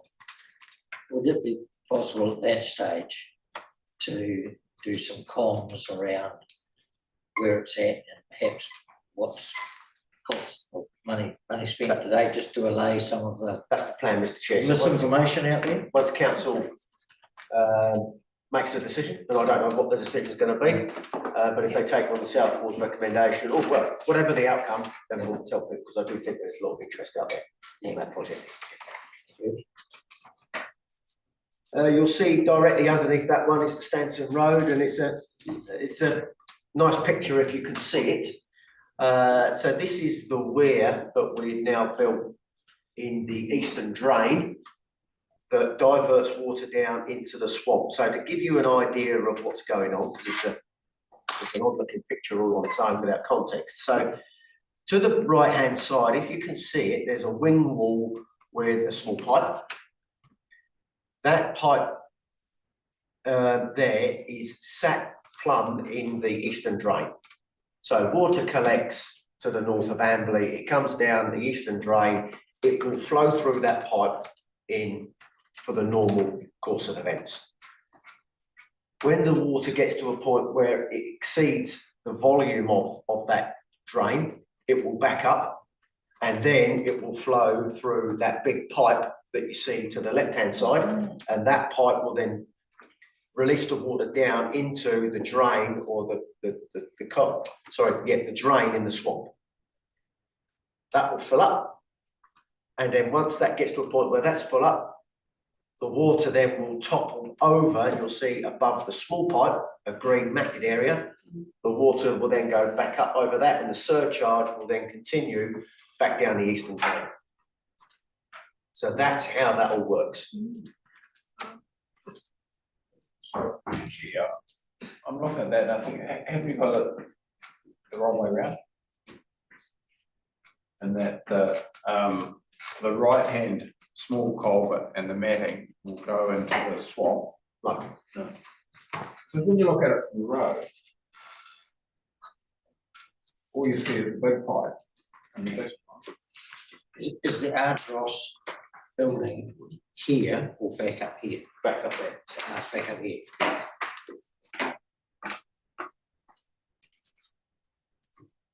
So that picture, we're looking west. That picture's been reversed. Oh, That's what it that is. makes sense. That's what it is. Yeah, look from the other side of the page, Ross. Go to the window. We've Because as you see it there, if that's looking west, it's the wrong way around. It's No. No, all good. I was down there the other day having a look at it, and I've got some, I can show you some pictures, the right way round. It would be a major problem, wouldn't it? Is it big enough to take all those big pipes? How big is the, or how much, what's the biggest pipe above there? Are they, is that under the railway line, or where does that water come in from? So that's all leading up to that small pipe is all open channel. All out? Yeah, there is a smaller culvert underneath the track on Stanton Road, but it's bigger than that pipe. So in a big flood, they'll cope with the flow. Or they'll just over bank and. Well, yes, it will, so the pipe is the size of the pipe to allow it sufficient water to continually run through the eastern drain. When the water exceeds that pipe, it backs up and then it tips over into that big pipe. Yeah, is that big pipe big enough to take a big flow? Yeah, but then it over. Well, it's big enough to take. Well, that's the question I'm It's asking. big enough to take a 50-year flood, but once the water flow is too big for that pipe, it then goes overtops the eastern drain, carries on down the eastern drain. Yeah. So, I mean, it's only designed for 50 year. So if you get a 55, 60, 75 year, it's not going to cope with it. It's going to, all bets are off. So where does water then go? Just. Well, the water will then back up and topple over and fill the swamp up more. So the swamp is, in effect, is the bellows. Yeah, but it will, there's no, it will back up the drain like it would do if the. And then we're pumping out the other end of the swamp. No pumping. Oh. No pumping. We don't need to now. Just fill out. With our swamp. So is there no exit from the swamp to the co-op? There is, yes. Well, we've got some options and we haven't modelled those options yet. So there is still an existing consent that allows us to pump, which was, we bought that consent when we purchased the property. And that was to lower than what we had. Just before we could go to there, but the landowner could go to there. Well, kind of. But there's also another consent which allows us to put a pipe under Stanton Road, which will also take water from the swamp. But we need to model the height of the water in the swamp to make sure whether or not that pipe inverts are right. That got approved years and years and years ago. That's a very old consent. Well before Stanton Road was thought of in a way that we do think about it now. Through you, Mr. Chair, when we're thinking about resilience prevention works, you know, there's so much you can do, and you model it and say, well, we can deal with this amount of water, but you can't build something that's gonna deal with every conceivable possible water amount. You know, it's just impossible. Well, it's not impossible, but the engineering costs go higher and higher and higher and higher. So, you know, this is designed for a 1 in 50 event. If we go to 1 in 100 year event, there's still going to be a hell of a lot of water go down the eastern drain. There's going to be a hell of a lot of water go into the swamp. You know, this is designed for 1 in 50. And the idea that you want absolute guarantee that Amberley Township's not going to get flooded from the eastern drain, well, there isn't any such thing as an absolute guarantee of that. But what we're doing is we're doing works to improve the overall situation. We're doing works to maximise what we can do in the wetland area to protect Amberley Township. But there's no absolute guarantees in any of this stuff. These things are designed for an exceedance. So basically the exit to the co-op at this stage is not really in the equation, is that right, Dr. Mary? No, there's an existing drain that drains from the swamp to the Goa River down Stanton Road. That's in place. And does the swamp fill up to a point that it will go into the? Yep. Yeah, so there's already existing pipe There's an existing building right under the drain. that runs down Stanton Road and empties into the Stanton Drain. All good. So just carrying on, you'll see the fund renourishment works on the next picture. So that's, in fact, yeah, so that's a, can't remember if the congratulatory party was last week or this week or, No, I think it's been a couple of weeks ago. yeah, yeah, Okay. so. So the community is working still with Dan Blair on a couple of other bits and pieces, just to finish those works off. And further down on page 66, the last picture there, you'll see the new step screen. So that's about removing all the fire solids before they get into the pond itself.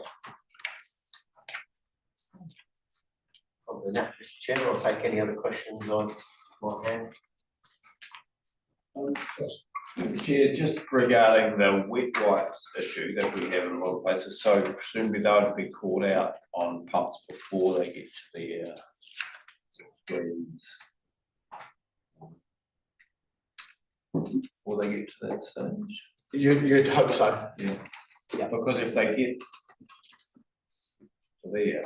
If they get to there, Mr. Chair, then they will be pulled out, they'll be separated at that slipstream. Okay. Thank you.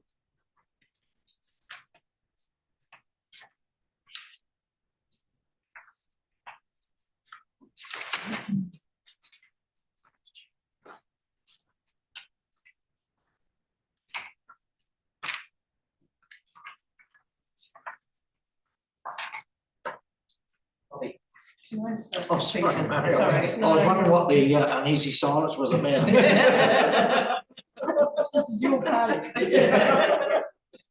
It's just, I mean, we talk here on page 67 about cemeteries and new boom and whatever, but I'm being kind of monitoring, I suppose, but, you know, in the gazebos and in the cemeteries, there, I mean, things change really quickly, you know, so it's got the little maps and, you know, the plots that are purchased and the plots that are used and the plots that are vacant, you know, the wee maps and the gazebos. You know, do we have in our work plan, is that a yearly upgrade or, you know, or is that like, it's, I mean, it was good that it's put there, but if it's not current, I'm just conscious of the usefulness of it, you know, and I just wonder, is that a yearly works program to upgrade those sort of maps in the gazebos or not? I don't know, Mr. Chair, I'll have to check Chelsea, I'm not. Yeah. sure. I just think it'd be quite good, I've had, you know, just, yeah. If they're up to date, it's quite easy to look at them and you see, oh, you know, nothing used, which one's not. But if it's not kept up to date, I just would question the usefulness of the map and the gazebo. Yeah, I You think, know? Mr. Chair, in an ideal world, we'd say to everybody, just go look at the website, because that's current, Yeah, but then we'll probably be chastised for telling everybody go look at the website when not Yeah. everybody's got access to the web, so yeah, it's just trying, yeah, I'll find out from Jason. yeah, I'll let look, you know. I mean, it's not, I was gonna say go on the ditch stuff, and it's not probably what too knowledgeable, but anyway. Let's say, get on that. You know, it's, but you know what I mean, I Yes. just think if we go to a lot of, I mean, I think the cemeteries are looking good, the lawn mowing's looking great, but you know, it's just a question, and a visitor comes in and they often, you know, they used to live here and then they come back and they look at it and it's not current, it's just, yeah. Could it be a computer generated A1 somehow gets put into something every year? Because then it's not creating a lot of work, because if you're updating it by computer, then whatever, rather than a hand painted, whatever, I don't know, solution based, something that's computer generated, that's up to date, not creating anyone any more extra time and doing something. Well, all of these things, Mr. Chair, I mean, Yeah. they're generated through the computer, but it's a human that needs to put the information into it. And that, But you'd be doing that, someone must be doing that to know who's in what plot. That's right. So all I'm saying is that if you need the board wheel or whatever up there, I'm sure that, you know, the Lions clubs and that will pay for that, whatever it is to put it. I don't know, you know, it's not really up to me to come up with a solution. I get what Mari's saying, it wants to be live information. And I don't know how you do it, you know, in this day and age of data. yeah, I guess my question is, sorry.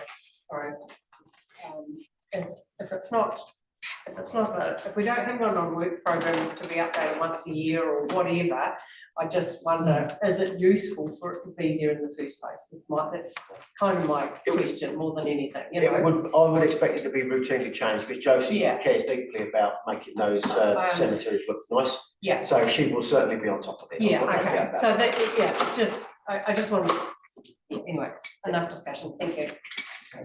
When you generate information, it's current at the time you generate it, as soon as you put it up somewhere, it's Correct. out of date already. So, Correct, so, you know, you can change it every day and it would still be out of date. Yeah. I think that there has to be a little bit of give and take on the currency of this, unless you're putting up live dashboards. Yeah. You know, electronic dashboards, then, and even then, they're still only as good as the people that put the information up. So, so no but makes, as Dan said, Josie will be on the Yeah. job when we find out exactly Yeah. what the frequency of changes. Yeah. Right, capital expenditure. Yes, Ms. Chair, no, as before, I don't really go through that list unless you've got any questions directly about it. It's just to give you a heartbeat that we're getting through and getting things ticked off. Any questions? No, I appreciate having it there though, because I mean, we can just take a general look and see where we're at throughout the year, that progress is being made. I think one of the things I noted when I was first going through this agenda is just how much easier the reports are to read and the usefulness. I think that we continue to progress them, and I just think we get some really good information on this. That's what I have to comment. There's still a few dollars to go in the next couple of months, obviously. With Jason's timing errors. Except for timing adjustments. These are nothing to do with Jason. This is borrowing his term. Oh, right. Timing adjustments. I'm happy to move that the information be received. Second, Ross. All those in favour? Aye. Aye. Everyone that wants lunch? Aye. Yeah, I can declare the meeting. We're going to action sheet. Yeah, it's record long. We did, We'll get you an update next meeting on that, because Alex is dealing with or working with the landowner on it. Right, bump to the next. nothing else. There was something at the beginning of the meeting that we wanted to put on the action sheet. What was it? What was that? It was tracking something. I thought perhaps we could put that in. It came from the sort of the table. Oh, look at me, it was probably done. Over here. Serious issue. There's something, Vince, which we wanted to keep a track of, or Oh, it was the main power that Ah. we saw on the screen. we've actioned that. So no, that's okay. So we're all happy to leave that, we think that's our operations should. That's the reason in the gears. So now.